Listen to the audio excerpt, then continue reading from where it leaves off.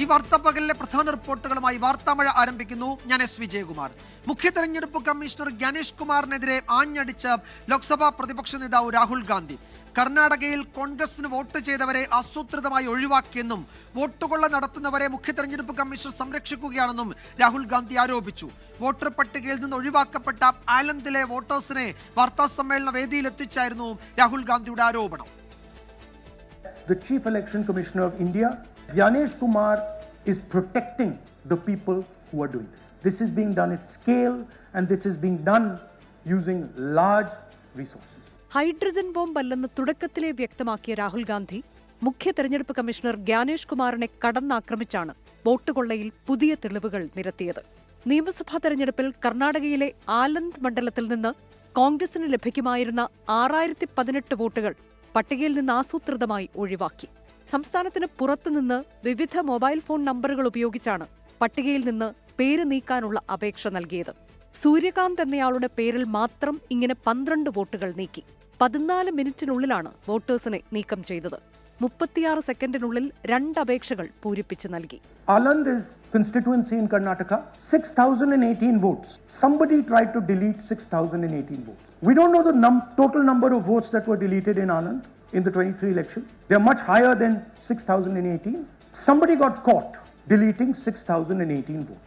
ആലന്ദ് മണ്ഡലത്തിൽ നിന്ന് ഒഴിവാക്കപ്പെട്ട വോട്ടേഴ്സിനെ വാർത്താ സമ്മേളന വേദിയിൽ എത്തിച്ചായിരുന്നു രാഹുലിന്റെ ആരോപണം. ನನಗೆ ನಾಲೆಜ್ ಇಲ್ಲದೆ ನನ್ನ ಹೆಸರು ಮೇಲೆ 9 ಜನರ ಲಿಸ್ಟನ್ನು ಡಿಲೀಟ್ ಮಾಡಿದ್ದಾರೆ. ಅದು ಯಾಕಂತ ಇವರು ನನಗೆ ಬಂದು ಕೇಳಿದರು, ನಮ್ಮ ಹೆಸರು ನೀವು ಯಾಕೆ ಡಿಲೀಟ್ ಮಾಡಿದ್ರಿ ಅಂತ. ಅದಕ್ಕೆ ನಾನು ನಮ್ಮ സാഹിബിലേക്ക് ಹೇಳಿದೆ, ನಾನು ഡിലീറ്റ് ആരെങ്കിലും ಮಾಡಿಲ್ಲ, അപ്ലിക്കേഷൻ ಕೊಟ್ಟಿಲ್ಲ. മഹാരാഷ്ട്രയിലെ രാജുറയിൽ 6800-ലേറെ വ്യാജ വോട്ടേഴ്സിനെ കൂട്ടിച്ചേർത്തുവെന്ന ആരോപണവും രാഹുൽ ഗാന്ധി ഉന്നയിച്ചു. ഇതിനായി പ്രത്യേക സോഫ്റ്റ്വെയർ ഉൾപ്പെടെ കേന്ദ്രീകൃത സംവിധാനമുണ്ടെന്നും ഇവരെക്കുറിച്ച് തെരഞ്ഞെടുപ്പ് കമ്മീഷന് വ്യക്തമായ ധാരണയുണ്ടെന്നും രാഹുൽ ഗാന്ധി പറഞ്ഞു. വോട്ടേഴ്സിനെ ഒഴിവാക്കിയതുമായി ബന്ധപ്പെട്ട് കഴിഞ്ഞ 18 മാസത്തിനുള്ളിൽ 18 കത്തുകൾ കർണാടക CID തെരഞ്ഞെടുപ്പ് കമ്മീഷന് നൽകിയെങ്കിലും മറുപടി ലഭിച്ചില്ല. പട്ടികയിൽ നിന്ന് പേര് വെട്ടാൻ അപേക്ഷ നൽകിയ കമ്പ്യൂട്ടറിന്റെ IP അഡ്രസ് ഉൾപ്പെടെയുള്ള വിവരങ്ങൾ തേടിയായിരുന്നു കത്ത്. വോട്ട് കൊള്ളക്കാരെ ഗണേഷ് കുമാർ സംരക്ഷിക്കുകയാണ്. ചോദ്യങ്ങൾക്ക് ഒരാഴ്ചയ്ക്കുള്ളിൽ മറുപടി വേണമെന്നും രാഹുൽ ഗാന്ധി അന്ത്യശാസനം നൽകി. മുഖ്യ തെരഞ്ഞെടുപ്പ് കമ്മീഷണർക്കെതിരെ ഗുരുതരമായൊരു ബോംബാണ് രാഹുൽ ഗാന്ധി ഇന്ന് പൊട്ടിച്ചത്. ഹൈഡ്രജൻ ബോംബ് പിന്നാലെ തന്നെയുണ്ടെന്നാണ് രാഹുലിന്റെ മുന്നറിയിപ്പ്. വിനീത VG 24 ഡൽഹി. അതേസമയം ലോക്സഭാ പ്രതിപക്ഷ നേതാവ് രാഹുൽ ഗാന്ധിയുടെ ആരോപണങ്ങൾ തള്ളി തെരഞ്ഞെടുപ്പ് കമ്മീഷൻ. രാഹുലിന്റെ ആരോപണങ്ങൾ അടിസ്ഥാനരഹിതമെന്ന് തെരഞ്ഞെടുപ്പ് കമ്മീഷൻ പ്രതികരിച്ചു. രാഹുൽ ഗാന്ധി പരാമർശിച്ച കേസിൽ തെരഞ്ഞെടുപ്പ് കമ്മീഷൻ തന്നെയാണ് FIR ഫയൽ ചെയ്തത്. പൊതുജനങ്ങളിൽ ആർക്കും ഓൺലൈനായി വോട്ട് നീക്കം ചെയ്യാനാകില്ല എന്നാണ് കമ്മീഷന്റെ മറുപടി. ബൽറാം നെടുങ്ങാടി ഡൽഹിയിൽ നിന്ന് വിവരങ്ങൾ നൽകും. ബൽറാം, എന്താണ് തെരഞ്ഞെടുപ്പ് കമ്മീഷന്റെ വിശദീകരണം? എങ്ങനെയാണ് ഈ നിലയിൽ വോട്ടേഴ്സ് ലിസ്റ്റിൽ നിന്ന് വോട്ടർമാരുടെ പേര് ഒഴിവാക്കുക? അതിന്റെ ഒരു പ്രോസസ്സ് വിശദീകരിക്കുന്നുണ്ടോ തെരഞ്ഞെടുപ്പ് കമ്മീഷൻ? വിജയകുമാർ, രാഹുൽ ഗാന്ധി ഈ ആരോപണം ഉന്നയിച്ച് മിനിറ്റുകൾക്കകമാണ് മുഖ്യ തെരഞ്ഞെടുപ്പ് കമ്മീഷണറുടെക്കെതിരായ ആരോപണങ്ങളിൽ തെരഞ്ഞെടുപ്പ് കമ്മീഷൻ വിശദീകരണം നൽകുന്നത്. രാഹുലിൻ്റെ ആരോപണം അത് അടിസ്ഥാനരഹിതമാണ് എന്നും തെറ്റാണ് എന്നുമാണ് തെരഞ്ഞെടുപ്പ് കമ്മീഷൻ വൃത്തങ്ങൾ ഇതിനോട് പ്രതികരിക്കുന്നത്. ഒപ്പം രാഹുലിൻ്റെ ആരോപണങ്ങൾ എന്നാൽ ഒരു പരിധിവരെ ഭാഗികമായി ഈ തെരഞ്ഞെടുപ്പ് കമ്മീഷൻ വൃത്തങ്ങൾ ശരിവെക്കുന്നുണ്ട്. ആലന്ദ് നിയമസഭാ മണ്ഡലവുമായി ബന്ധപ്പെട്ട് ഇത്തരത്തിൽ വോട്ടർമാരെ നീക്കാൻ ചില ശ്രമങ്ങൾ നടന്നിരുന്നു എന്നാണ് തെരഞ്ഞെടുപ്പ് കമ്മീഷൻ സ്ഥിരീകരിക്കുന്നത്. എന്നാൽ ഈ വിഷയത്തിൽ തെരഞ്ഞെടുപ്പ് കമ്മീഷന്റെ തന്നെ ഇടപെടലിന്റെ അടിസ്ഥാനത്തിൽ ഇപ്പോൾ FIR രജിസ്റ്റർ ചെയ്ത് അന്വേഷണം മുന്നോട്ട് പോകുകയാണ് എന്നുമാണ് തെരഞ്ഞെടുപ്പ് കമ്മീഷൻ വിശദീകരിക്കുന്നത്. ഒപ്പം തന്നെ രാഹുൽ ഉന്നയിച്ച അതുപോലെ ഏതെങ്കിലും ഒരാൾക്ക്, ഒരു വോട്ടർക്ക് മറ്റു വോട്ടർമാരെ നീക്കം ചെയ്യാൻ ആകില്ല എന്നും ഓൺലൈൻ വഴി അത്തരത്തിലുള്ള ഒരു സൗകര്യം ലഭിക്കില്ല എന്ന് തെരഞ്ഞെടുപ്പ് കമ്മീഷൻ വ്യക്തമാക്കുന്നു. ഒപ്പം നീക്കം ചെയ്യുന്ന വോട്ടർ അയാളെ വിശദീകരണം കേട്ട ശേഷം മാത്രമേ അത്തരത്തിൽ ഈ ആരോപണങ്ങൾ ശരിയാണെങ്കിൽ ഈ വോട്ട് നീക്കം ചെയ്യുക പതിവുള്ളൂ എന്നുമാണ് തെരഞ്ഞെടുപ്പ് കമ്മീഷൻ വിശദീകരിക്കുന്നത്. പൊതുജനങ്ങളിൽ ആർക്കും സ്വന്തം ഇഷ്ടത്തിനനുസരിച്ച് ഏതെങ്കിലും ഒരു വോട്ടർമാരെ നീക്കം ചെയ്യാനാകില്ല എന്നും തെരഞ്ഞെടുപ്പ് കമ്മീഷൻ വ്യക്തമാക്കുന്നുണ്ട്. അതേസമയം രാഹുൽ ഗാന്ധി ഉന്നയിച്ച ആരോപണങ്ങളിൽ സംസ്ഥാനത്തിന് പുറത്തുള്ള മൊബൈൽ നമ്പറുകൾ ഉപയോഗിച്ചുകൊണ്ട് ഈ ഒരു വോട്ടർ മറ്റ് വോട്ടർമാരെ നീക്കം ചെയ്തു. 14 മിനിറ്റുകൾക്കിടെ 12 വോട്ടർമാർ കമ്മീഷണർമാരെ ഇത്തരത്തിൽ നീക്കം ചെയ്തു തുടങ്ങിയ ഗുരുതരമായ ആരോപണങ്ങളാണ് രാഹുൽ ഉന്നയിച്ചത്. അതെങ്ങനെ സാധ്യമായി എന്ന അതിലുള്ള വിശദീകരണം തെരഞ്ഞെടുപ്പ് കമ്മീഷൻ നൽകിയിട്ടില്ല. എന്നാൽ മുൻപത്തെ രാഹുലിൻ്റെ വാർത്താ സമ്മേളനത്തിൽ നിന്ന് വ്യത്യസ്തമായി തെരഞ്ഞെടുപ്പ് കമ്മീഷൻ അല്പം കൂടി വിശദമായ ഒരു വിശദീകരണമാണ് ഇക്കാര്യത്തിൽ നൽകുന്നത് എന്നുള്ളത് ശ്രദ്ധേയമാണ്. ആദ്യഘട്ടത്തിൽ രാഹുൽ ഗാന്ധിയുടെ ബോംബ് പൊട്ടിച്ച ഘട്ടത്തിൽ ഇത് അടിസ്ഥാനരഹിതമെന്ന ഒറ്റ വാക്കിലുള്ള പ്രതികരണമായിരുന്നു തെരഞ്ഞെടുപ്പ് കമ്മീഷനിൽ നിന്നും ദിവസങ്ങളോളം ഉണ്ടായത്. പിന്നീട് ഇത് രാജ്യവ്യാപകമായി പ്രതിഷേധമുയർന്ന ഘട്ടത്തിലാണ് വിശദമായ വാർത്താ സമ്മേളനം വിളിച്ച തെരഞ്ഞെടുപ്പ് കമ്മീഷൻ ഇക്കാര്യങ്ങളിൽ വിശദീകരണം നൽകിയത്. എങ്കിൽ ഈ ഒരു ഘട്ടത്തിൽ ഒരു വിശദീകരണം എന്നുള്ളത് ഭാഗികമായി അത് ശരിവെക്കുകയും എന്നാൽ ഈ ആരോപണങ്ങൾ അടിസ്ഥാനരഹിതമാണ് എന്ന് വ്യക്തമാക്കുകയും ഒപ്പം രാഹുൽ ഉന്നയിച്ച വിഷയം ആലന്ദിലെ വിഷയത്തിൽ തെരഞ്ഞെടുപ്പ് കമ്മീഷൻ തന്നെ FIR രജിസ്റ്റർ ചെയ്ത് മുന്നോട്ട് പോവുകയാണെന്ന് അറിയിക്കുകയും ചെയ്തിരിക്കുന്നു. എന്നാൽ തെരഞ്ഞെടുപ്പ് കമ്മീഷന്റെ വാർത്താ സമ്മേളനം എന്തെങ്കിലും അവർ അറേഞ്ച് ചെയ്യുന്നുണ്ടോ, അല്ലെങ്കിൽ ഔദ്യോഗികമായി വാർത്താക്കുറിപ്പോ അതല്ലെങ്കിൽ തെരഞ്ഞെടുപ്പ് കമ്മീഷന്റെ സമൂഹ മാധ്യമ അക്കൗണ്ടുകളിലൂടെ മറുപടിയോ അങ്ങനെ എന്തെങ്കിലും വന്നിട്ടുണ്ടോ ഇപ്പോൾ? വിജയകുമാർ, നിലവിൽ ഇപ്പോൾ തെരഞ്ഞെടുപ്പ് കമ്മീഷന്റെ ഭാഗത്തു നിന്നും ഔപചാരിക സ്വഭാവത്തിലുള്ള യാതൊരു പ്രതികരണവും വന്നിട്ടില്ല. തെരഞ്ഞെടുപ്പ് കമ്മീഷനുമായി ബന്ധപ്പെട്ട കേന്ദ്രങ്ങൾ സോഴ്സസ് ആണ് ഇക്കാര്യത്തോട് പ്രതികരിച്ചിരിക്കുന്നത്. അതാണ് തെരഞ്ഞെടുപ്പ് കമ്മീഷന്റെ വിശദീകരണമെന്നും ഇത് നിങ്ങൾക്ക് നൽകാം, തെരഞ്ഞെടുപ്പ് കമ്മീഷന്റെ വിശദീകരണമായി നൽകാം എന്നുമുള്ള അറിയിപ്പാണ് വന്നിരിക്കുന്നത്. അതിനപ്പുറത്തേക്ക് ഔപചാരിക സ്വഭാവമുള്ള ഒരു വിശദീകരണം ഇതുവരെയും ലഭ്യമായിട്ടില്ല. വാർത്താ സമ്മേളനം വിളിച്ച് ഇക്കാര്യങ്ങളിൽ വിശദീകരണം നൽകേണ്ടതുണ്ടോ എന്ന കാര്യം തെരഞ്ഞെടുപ്പ് കമ്മീഷൻ ആലോചിച്ചു വരികയാണ് എന്നും അക്കാര്യത്തിൽ തീരുമാനം ഉടൻ ഉണ്ടാകുമെന്നുമാണ് നമുക്ക് ലഭ്യമാകുന്ന വിവരം. എന്തായാലും ഈ തെരഞ്ഞെടുപ്പ് കമ്മീഷൻ ഇക്കാര്യത്തിൽ ഒരു വാർത്താ സമ്മേളനം വിളിച്ച് വിശദീകരിക്കാനുള്ള സാധ്യതയും നിലവിലെ സാഹചര്യത്തിൽ തള്ളിക്കളയാനാകില്ല. കാരണം നേരത്തെ രാഹുൽ ഉന്നയിച്ച ആരോപണങ്ങളിൽ വിശദമായ വാർത്താ സമ്മേളനം മുഖ്യ തെരഞ്ഞെടുപ്പ് കമ്മീഷണറുടെ നേതൃത്വത്തിൽ തന്നെ വിളിച്ചിരുന്നു. ഇത് മുഖ്യ തെരഞ്ഞെടുപ്പ് കമ്മീഷണർ ജ്ഞാനേഷ് കുമാറിനെ തന്നെ എതിരെ തന്നെ ഗുരുതര ആരോപണങ്ങൾ ഉന്നയിച്ചുകൊണ്ടുള്ളതാണ് രാഹുൽ ഗാന്ധി ഇന്ന് നടത്തിയ വാർത്താ സമ്മേളനം എന്നതുകൊണ്ട് തന്നെ അദ്ദേഹത്തിന്റെ ഭാഗത്തു നിന്നും അല്ലെങ്കിൽ തെരഞ്ഞെടുപ്പ് കമ്മീഷണർമാരിൽ ആരെങ്കിലും ഒരാളോ ഈ വാർത്താ സമ്മേളനം വിളിച്ച് ഇക്കാര്യത്തിൽ വിശദീകരണം നൽകാനുള്ള സാധ്യതയും നിലവിലുണ്ട്. എന്തായാലും അല്പസമയത്തിനകം തന്നെ ഇതുമായി ബന്ധപ്പെട്ടുള്ള കൂടുതൽ കാര്യങ്ങൾ വ്യക്തമാകും. മുഖ്യ തെരഞ്ഞെടുപ്പ് കമ്മീഷണറുടെ പേര് പറഞ്ഞാണ് രാഹുൽ ഗാന്ധിയുടെ വാർത്താ സമ്മേളനത്തിൽ പല ആരോപണങ്ങളും അദ്ദേഹം ഉന്നയിച്ചത്. സ്വാഭാവികമായും അതുകൊണ്ട് മുഖ്യ തെരഞ്ഞെടുപ്പ് കമ്മീഷണർക്കോ അല്ലെങ്കിൽ അദ്ദേഹം നിയോഗിക്കുന്ന ആൾക്കോ അതിൽ മറുപടി പറയേണ്ടി വരും. ആ നിലയ്ക്കുള്ള വാർത്താ സമ്മേളനമോ അല്ലെങ്കിൽ വാർത്താക്കുറിപ്പോ സമൂഹ മാധ്യമ അക്കൗണ്ടുകളിലൂടെയുള്ള പ്രതികരണങ്ങളോ ഈ വിഷയത്തിൽ പ്രതീക്ഷിക്കുന്നുണ്ട്. വൈകാതെ അതിലൊരു തീരുമാനം അല്ലെങ്കിൽ അതുണ്ടാകുമോ എന്നറിയാം. ഏറ്റവും പുതിയ വിവരങ്ങളാണ് ബൽറാം നെടുങ്ങാടി ഡൽഹിയിൽ നിന്ന് നൽകിയത്. മറ്റു റിപ്പോർട്ടുകളിലേക്ക്. ആന്റണിക്കെതിരായ വിമർശനത്തെ സഭയിൽ എതിർക്കാത്തതിൽ ന്യായീകരണവുമായി കോൺഗ്രസ്. മുഖ്യമന്ത്രി സംസാരിച്ചു കഴിഞ്ഞാൽ പിന്നെ ആർക്കും സംസാരിക്കാൻ അവസരമില്ല എന്ന വാദമാണ് കോൺഗ്രസ് ഇപ്പോൾ ഉയർത്തുന്നത്. ആന്റണിക്ക് പിന്തുണയുമായി നേതാക്കൾ അതേസമയം രംഗത്തെത്തുകയും ചെയ്തു. ആന്റണിയുടെ ഭരണകാലത്തെ പോലീസ് നടപടികൾ ചൂണ്ടിക്കാട്ടി മുഖ്യമന്ത്രിയും ഭരണപക്ഷവും പ്രതിപക്ഷത്തിനെതിരെ നിയമസഭയിൽ ആഞ്ഞടിച്ചിരുന്നു. ഇതിന് പ്രതിപക്ഷത്തു നിന്ന് ആരും പ്രതിരോധിക്കാതിരുന്നതോടെയാണ് ആന്റണി സ്വയം പ്രതിരോധത്തിനിറങ്ങിയത്. ശിവഗിരി, മുത്തങ്ങ, മാറാട് സംഭവങ്ങളിലാണ് ആന്റണി പ്രതികരിച്ചത്. വാർത്താ സമ്മേളനത്തിന് പിന്നാലെ ആന്റണിയെ പിന്തുണച്ച് നേതാക്കൾ.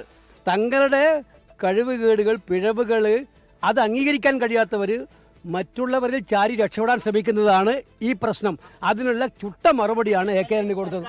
ഈ പഴയ ആയുധമെടുത്ത് തേച്ചു മിനുക്കി പറയാൻ ശ്രമിക്കുന്നത് മുഖ്യമന്ത്രിയെ പോലെ ഒരാളിനെ ചേർന്നതാണോ എന്ന് അദ്ദേഹം ആലോചിച്ചാൽ മതി. തെരഞ്ഞെടുപ്പിന് മുമ്പ് വിനിയോഗിക്കുന്ന ചീള് പ്രയോഗമായിട്ട് എനിക്കത് തോന്നിയിട്ടുണ്ട്. അദ്ദേഹത്തിൻ്റെ കാലഘട്ടത്തിനെ കുറിച്ച് നടത്തിയ വിമർശനങ്ങൾക്ക് അദ്ദേഹം മറുപടി പറഞ്ഞു. അതല്ലാതെ നിയമസഭയിൽ ആരും പ്രതിരോധിക്കാനില്ലാത്തതുകൊണ്ടല്ല, അദ്ദേഹത്തിനാണല്ലോ കാര്യങ്ങൾ കൂടുതൽ വ്യക്തമായിട്ട് അറിയാം. കോൺഗ്രസ് നേതാക്കളുടെ പിന്തുണയോട് ആന്റണിയുടെ പ്രതികരണം ഇങ്ങനെ. നയനാർ ഗവൺമെന്റ് നിയമിച്ച ജസ്റ്റിസ് ബാലകൃഷ്ണൻ നമ്പ്യാരുടെ ജുഡീഷ്യൽ കമ്മിറ്റിയുടെ റിപ്പോർട്ട് വീണ്ടും പരസ്യപ്പെടുത്തണം. ജനങ്ങൾ അറിയട്ടെ സത്യം, അവിടെ എന്താണ് സംഭവിച്ചത്. ആന്റണി ഇന്നലെ പറഞ്ഞത് രാഷ്ട്രീയമാണെന്നും അത്ര പ്രാധാന്യം നൽകേണ്ടതുമായിരുന്നു CPI സംസ്ഥാന സെക്രട്ടറി ബിനോയ് വിശ്വത്തിന്റെ പ്രതികരണം. 24 തിരുവനന്തപുരം. അതേസമയം സർക്കാർ പുറത്തുവിടണമെന്ന് ആന്റണി ആവശ്യപ്പെട്ട ശിവഗിരി, മാറാട് ജുഡീഷ്യൽ കമ്മീഷൻ റിപ്പോർട്ടുകൾ നേരത്തെ നിയമസഭാ വെബ്സൈറ്റിൽ പ്രസിദ്ധപ്പെടുത്തിയതാണ്. രണ്ട് റിപ്പോർട്ടുകളും നിയമസഭാ വെബ്സൈറ്റിൽ ഇപ്പോഴും ലഭ്യമാണ്. ആന്റണിയെ പിന്തുണച്ച് ശിവഗിരി മഠാധിപതി സ്വാമി സച്ചിദാനന്ദ രംഗത്തെത്തി. മുത്തങ്ങയിൽ അന്ന് അനുഭവിച്ച പീഡനങ്ങൾക്ക് എങ്ങനെ മാപ്പ് നൽകും എന്നായിരുന്നു സമരത്തിന് നേതൃത്വം നൽകിയ CK ജാനുവിന്റെ ചോദ്യം. ശിവഗിരി മാറാട് ജുഡീഷ്യൽ കമ്മീഷൻ റിപ്പോർട്ടുകൾ പുറത്തുവിടണമെന്നായിരുന്നു AK ആന്റണി ഇന്നലെ വാർത്താസമ്മേളനത്തിൽ ആവശ്യപ്പെട്ടത്. എന്നാൽ നിയമസഭാ വെബ്സൈറ്റിൽ റിപ്പോർട്ട് നേരത്തെ തന്നെയുണ്ട്. ശിവഗിരിയിൽ പോലീസ് അതിക്രമം നടന്നിട്ടില്ലെന്നും 1-2 പോലീസുകാരുടെ പെരുമാറ്റം സേനയുടേതായി കാണാനാവില്ലെന്നും റിപ്പോർട്ടിൽ പറയുന്നു. ശിവഗിരിക്ക് ദോഷം വരുമെന്ന് കണ്ടപ്പോഴാണ് കോടതി ഇടപെടലും പോലീസ് നടപടിയും ഉണ്ടായതെന്ന് AK ആന്റണിയെ പിന്തുണച്ച ശിവഗിരി മഠാധിപതി സ്വാമി സച്ചിദാനന്ദ. ഹൈക്കോടതി അല്പം ബലം പ്രയോഗിച്ചാണെങ്കിലും അധികാര കൈമാറ്റം നടത്തണം എന്ന് ഗവൺമെൻറ്റിന് നിർദ്ദേശം കൊടുക്കുകയും, പക്ഷേ ശിവഗിരിയിൽ പോലീസ് കയറി, അങ്ങനെ പോലീസ് കയറുന്നതിനുള്ള സാഹചര്യം ആരാണോ സൃഷ്ടിച്ചത്, അധികാര കൈമാറ്റം നടത്താൻ തടസ്സം നിന്ന ആളുകളാണ് ആ പ്രശ്നമുണ്ടാക്കിയത്. മാറാട് കലാപം അന്വേഷിച്ച തോമസ് പി ജോസഫിന്റെ നേതൃത്വത്തിലുള്ള ജുഡീഷ്യൽ കമ്മീഷന്റെ റിപ്പോർട്ടും നിയമസഭാ വെബ്സൈറ്റിലുണ്ട്. അക്രമങ്ങൾ തടയുന്നതിൽ പോലീസിന് സാധിച്ചില്ലെന്ന് തോമസ് പി ജോസഫിന്റെ റിപ്പോർട്ടിൽ പറയുന്നു. അതിനിടെ മുത്തങ്ങയിൽ അനുഭവിച്ച പീഡനങ്ങൾക്ക് എങ്ങനെ മാപ്പ് നൽകുമെന്നായിരുന്നു സമരത്തിന് നേതൃത്വം നൽകിയ CK ജാനുവിന്റെ ചോദ്യം. ഇപ്പോഴും പരിഹരിക്കാതെ അന്നത്തെ ആ സംഭവം അതേപോലെ നിലനിൽക്കുകയാണല്ലോ. അതിനൊരു പരിഹാരം ആണെങ്കിലാണ് മാപ്പ് നൽകാൻ പറ്റുക. അത് അതേപടി തുടർന്ന് പോവുകയും ചെയ്യുമ്പോൾ എങ്ങനെയാണ് നമുക്ക് മാപ്പ് എന്നുള്ള നിലയിൽ പറയാൻ പറ്റുക? അതേസമയം ശിവഗിരി മുത്തങ്ങ സംഭവങ്ങളിൽ പ്രതിരോധത്തിനായി AK ആന്റണി തന്നെ ഇറങ്ങേണ്ടി വന്നത് കോൺഗ്രസ് നേതൃത്വത്തിന് തിരിച്ചടിയായിട്ടുണ്ട്. 24 തിരുവനന്തപുരം. അടിയന്തര പ്രമേയ ചർച്ചയ്ക്കിടെ മുതിർന്ന കോൺഗ്രസ് നേതാവ് AK ആന്റണിയുടെ ശിവഗിരി പോലീസ് അതിക്രമത്തെക്കുറിച്ചുള്ള പരാമർശങ്ങൾ സഭയിൽ ആയുധമാക്കി ഭരണപക്ഷം. ശിവഗിരിയിൽ നടന്ന നരനായാട്ടിൽ ആരാണ് മറുപടി പറയേണ്ടതെന്ന് CPM അംഗം വി ജോയ് ചോദിച്ചു. ഇന്നലെ ബഹുമാനായിട്ടുള്ള AK ആന്റണി ഒരു പത്രസമ്മേളനം വിളിച്ച് ചില കാര്യങ്ങൾ പറഞ്ഞു. അദ്ദേഹത്തിന്റെ വിഷമം, പ്രയാസം ഒക്കെ ഒരുപക്ഷെ അദ്ദേഹം ഉപയോഗപ്പെടുത്തി കാണും. യഥാർത്ഥത്തിലെ വസ്തുത എന്താണ്? യഥാർത്ഥത്തില് ശിവഗിരിയിൽ നടന്ന നരനായാട്ട് ആരാണ് മറുപടി പറയേണ്ടത്? എന്നാൽ അനുമതി ലഭിച്ചാൽ ശിവഗിരി വിഷയം പ്രത്യേകം ചർച്ച ചെയ്യാമെന്ന് തിരുവഞ്ചൂർ രാധാകൃഷ്ണന്റെ മറുപടി. പ്രധാനപ്പെട്ട ഒരു ചർച്ച അടിയന്തര പ്രമേയത്തെ കുറിച്ച് നടക്കാണ്. 2 ജുഡീഷ്യൽ കമ്മീഷനെ കുറിച്ച് പറഞ്ഞു. ജുഡീഷ്യൽ കമ്മീഷനെ കുറിച്ച് വേണമെങ്കിൽ നമുക്ക് വേറെ ചർച്ച ചെയ്യാം. ഞങ്ങൾക്ക് പറയാനുള്ളത് മുഴുവൻ പറയേണ്ടി വരും. AK ആന്റണി ചില ഭാഗങ്ങൾ മാത്രമേ പറഞ്ഞുള്ളൂ. ഈ നിയമസഭ അംഗീകരിച്ച, ക്യാബിനറ്റ് അംഗീകരിച്ച ജുഡീഷ്യൽ കമ്മീഷനെ കുറിച്ചാണ് ചർച്ചയെങ്കിൽ ആ ചർച്ചയിൽ ഞങ്ങൾക്ക് അഭിപ്രായമുണ്ട്. ആ കമ്മീഷൻ റിപ്പോർട്ട് കൂടി വെച്ച് നമുക്ക് ചർച്ച ചെയ്യാം. അതിനു പകരം ഭാഗികമായി 2 വാക്കുകൾ പറഞ്ഞ് വീണ്ടും AK ആന്റണിയെ കുത്താൻ ശ്രമിച്ചാൽ ഒരിക്കലും അത് സമ്മതിക്കാൻ പറ്റില്ല. അടിയന്തര പ്രമേയ ചർച്ച വഴിതെറ്റി പോകുന്നുവെന്ന് പ്രതിപക്ഷ നേതാവ് VD സതീശൻ പറഞ്ഞു. എല്ലാ പരിധിയും വിട്ട് വേറെ രീതിയിൽ പോയാൽ സഹകരിക്കില്ല എന്നും പ്രതിപക്ഷ നേതാവിന്റെ മുന്നറിയിപ്പ്. വളരെ ഗൗരവതരമായ വിഷയമാക്കപ്പെട്ടിട്ടല്ലേ ഈ വിഷയം 3 ബില്ലുള്ള ദിവസം 2 മണിക്കൂർ ചർച്ച ചെയ്യുന്നു. സർ, അതിന് there is an impropriety. ഈ വിഷയമല്ലാത്ത വേറെ കാര്യങ്ങൾ റൂൾസിലുള്ളതാണ് ഞാൻ പറയുന്നത്. അനുവദിക്കരുതെന്ന് വളരെ പ്രധാനപ്പെട്ട കാര്യം, റൂൾസ് ഓഫ് പ്രൊസീജിയറിലുള്ള ഒരു കാര്യം ഞാൻ അങ്ങയുടെ ശ്രദ്ധയിൽപ്പെടുത്തിയതാണ്. സമയം വളരെ പ്രധാനപ്പെട്ടാണ്. ആ സമയത്ത് പ്രോപ്പറാണ്. ശരിക്കും റൂൾസിനെതിരായിട്ടാണ് ഈ വേറെ വിഷയങ്ങൾ സംസാരിക്കുന്നത്. എല്ലാ പരിധിയും വിട്ടത് വേറെ തരത്തിലേക്ക് ചർച്ച പോയാൽ പിന്നെ ഞങ്ങൾ ഇതിനോട് സഹകരിക്കില്ല. ഞാൻ അങ്ങയോട് പറയാം. ക്ഷീരകർഷകർക്ക് പ്രയോജനപ്പെടുന്ന തരത്തിൽ പാൽവില വർധനയുണ്ടാകുമെന്ന സൂചന നൽകി മന്ത്രി ജെ ചിഞ്ചുറാണി. വില വർദ്ധിപ്പിക്കാനുള്ള അധികാരം മിൽമയ്ക്കാണ്. നടപടികൾ പൂർത്തിയായി വരികയാണെന്നും തോമസ് കെ തോമസ് MLA സബ്മിഷന് മന്ത്രിസഭയിൽ മറുപടി നൽകി.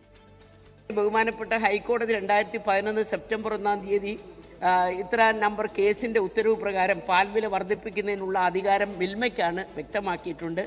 അയൽ സംസ്ഥാനങ്ങളിലെ പാൽ അധികമായിട്ടുള്ള സാഹചര്യത്തിൽ അവിടുന്ന് ധാരാളം പാല് കുറഞ്ഞ നിരക്കിൽ നമ്മുടെ സംസ്ഥാനത്ത് എത്തിച്ചുകൊണ്ടിരിക്കുകയാണ്. സംസ്ഥാനത്ത് ക്ഷീരവിപണിക്ക് ഭീഷണിയാക്കുന്നതിനുള്ള സാധ്യതകൾ കണ്ടുകൊണ്ട് പാൽവില വർധനവ് സംബന്ധിച്ച് രൂപീകരിച്ച 5-അംഗ കമ്മിറ്റിയുടെ റിപ്പോർട്ട് കണക്കിലെടുത്തുകൊണ്ടും ഈ കമ്മിറ്റിയുടെ ശുപാർശ പ്രകാരം ക്ഷീര കർഷകർക്ക് പ്രയോജനകരമായ രീതിയിലുള്ള പാൽവില വർധനവ് നടപ്പിലാക്കുവാനുള്ള നടപടികൾ മിൽമ അധികം വൈകാതെ സ്വീകരിക്കുന്നതാണ്. അവശ്യവസ്തുക്കളുടെ വിലക്കയറ്റത്തിൽ നിയമസഭയിൽ അടിയന്തര പ്രമേയ ചർച്ച. വെളിച്ചെണ്ണ ഇല്ലാതെ പപ്പടം ചുട്ടു തിന്നേണ്ട അവസ്ഥയാണെന്ന് അടിയന്തര പ്രമേയം അവതരിപ്പിച്ച PC വിഷ്ണുനാഥ് പറഞ്ഞു. വിലക്കയറ്റത്തിനെതിരെ സർക്കാർ ഒരു അന്തർദേശീയ കോൺക്ലേവ് നടത്തുമെന്നും വിഷ്ണുനാഥിന്റെ പരിഹാസം. വിലക്കയറ്റത്തിന് കാരണം കേന്ദ്ര സർക്കാരാണെന്ന് ഭരണപക്ഷം തിരിച്ചടിച്ചു. പ്രതിപക്ഷം കേന്ദ്രത്തിനെതിരെ ഒരക്ഷരം മിണ്ടുന്നില്ല എന്നും വിമർശനം. ഉമേഷ് ബാലകൃഷ്ണൻ വിവരങ്ങൾ നൽകും. തിരുവനന്തപുരത്ത് ഉമേഷ്, ഇതാ ചർച്ച പുരോഗമിക്കുകയാണ്. തുടർച്ചയായ 3-ാം ദിവസവും അടിയന്തര പ്രമേയ ചർച്ച നിയമസഭയിൽ നടക്കുന്നു. നമ്മളുടെ നിയമസഭാ റിപ്പോർട്ടിങ്ങിനിടയിൽ അപൂർവമായാണ് ഈ തുടർച്ചയായ 3 ദിവസം സഭയിൽ അടിയന്തര പ്രമേയം ചർച്ചയ്ക്കെടുക്കുന്നതും അത് വിശദമായ ചർച്ച നടക്കുന്നതുമൊക്കെ. എന്താണ് 1 മണിക്കൂർ പിന്നിടുമ്പോൾ ഭരണ പ്രതിപക്ഷ നിലപാടുകൾ?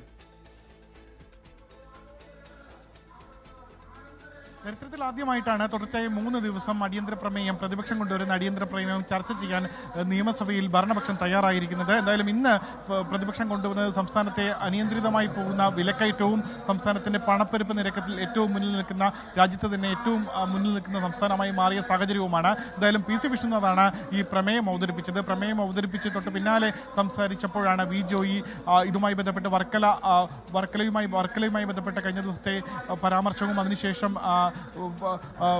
മുൻ മുഖ്യമന്ത്രി എ കെ ആന്റണി നടത്തിയ പരാമർശവുമെല്ലാം ചർച്ചയ്ക്ക് വന്നു. അത് ചെറിയ രീതിയിലുള്ള തർക്കങ്ങളിലേക്കൊക്കെ വഴിവെച്ചെങ്കിലും അത് വീണ്ടും പ്രമേയവുമായി ബന്ധപ്പെട്ട വിഷയങ്ങളിലേക്ക് കടന്നു വന്നു. എന്തായാലും സംസ്ഥാന സർക്കാർ ഇനി ഇതിലൊരു കോൺക്ലേവ് നടത്തൂ എന്നുള്ള പരിഹാസമാണ് പ്രമേയം അവതരിപ്പിച്ചുകൊണ്ടുള്ള പി സി വിഷ്ണുനാഥ് നിർദ്ദേശിച്ചത്. എന്തായാലും ഇപ്പോൾ ചർച്ച പുരോഗമിക്കുന്നു. ഇപ്പോൾ അഹമ്മദ് ദേവർകോവിലാണ് സംസാരിക്കുന്നത്. നിലവിലെ പ്രതിപക്ഷം നേതാവടക്കം ഇനി സംസാരിക്കാനുണ്ട്. അതിനുശേഷം ഭക്ഷ്യമന്ത്രി ജി ആർ അനിൽ വിഷയത്തിൽ മറുപടി പറയുകയും ചെയ്യും. 2 മണിവരെയാണ് ചർച്ച. എന്തായാലും സംസ്ഥാനത്ത് വിലക്കയറ്റമുണ്ട് എന്നുള്ള പ്രതിപക്ഷത്തിന്റെ ആരോപണം പൂർണ്ണമായി ഭരണപക്ഷം തള്ളുകയാണ്. എന്നാൽ പണപ്പെരുപ്പമുണ്ട് എന്നുള്ള കാര്യം ഭരണപക്ഷം അംഗീകരിക്കുന്നുണ്ട്. അതിന് ചില കാരണങ്ങളുമുണ്ട്. കേന്ദ്ര സർക്കാരിന്റെ നിലപാടുകൾ, കേന്ദ്ര സർക്കാർ ഈ വിപണി ഇടപെടലിന് വേണ്ടി ഒരു വിധത്തിലുള്ള സഹായവും ചെയ്യുന്നില്ല എന്നുള്ള നിലപാടാണ് ഭരണപക്ഷം ഇതിൽ സ്വീകരിച്ചിരിക്കുന്നത്. തുടർന്ന് സംസാരിച്ച ഭരണപക്ഷ എം.എൽ.എമാരെല്ലാം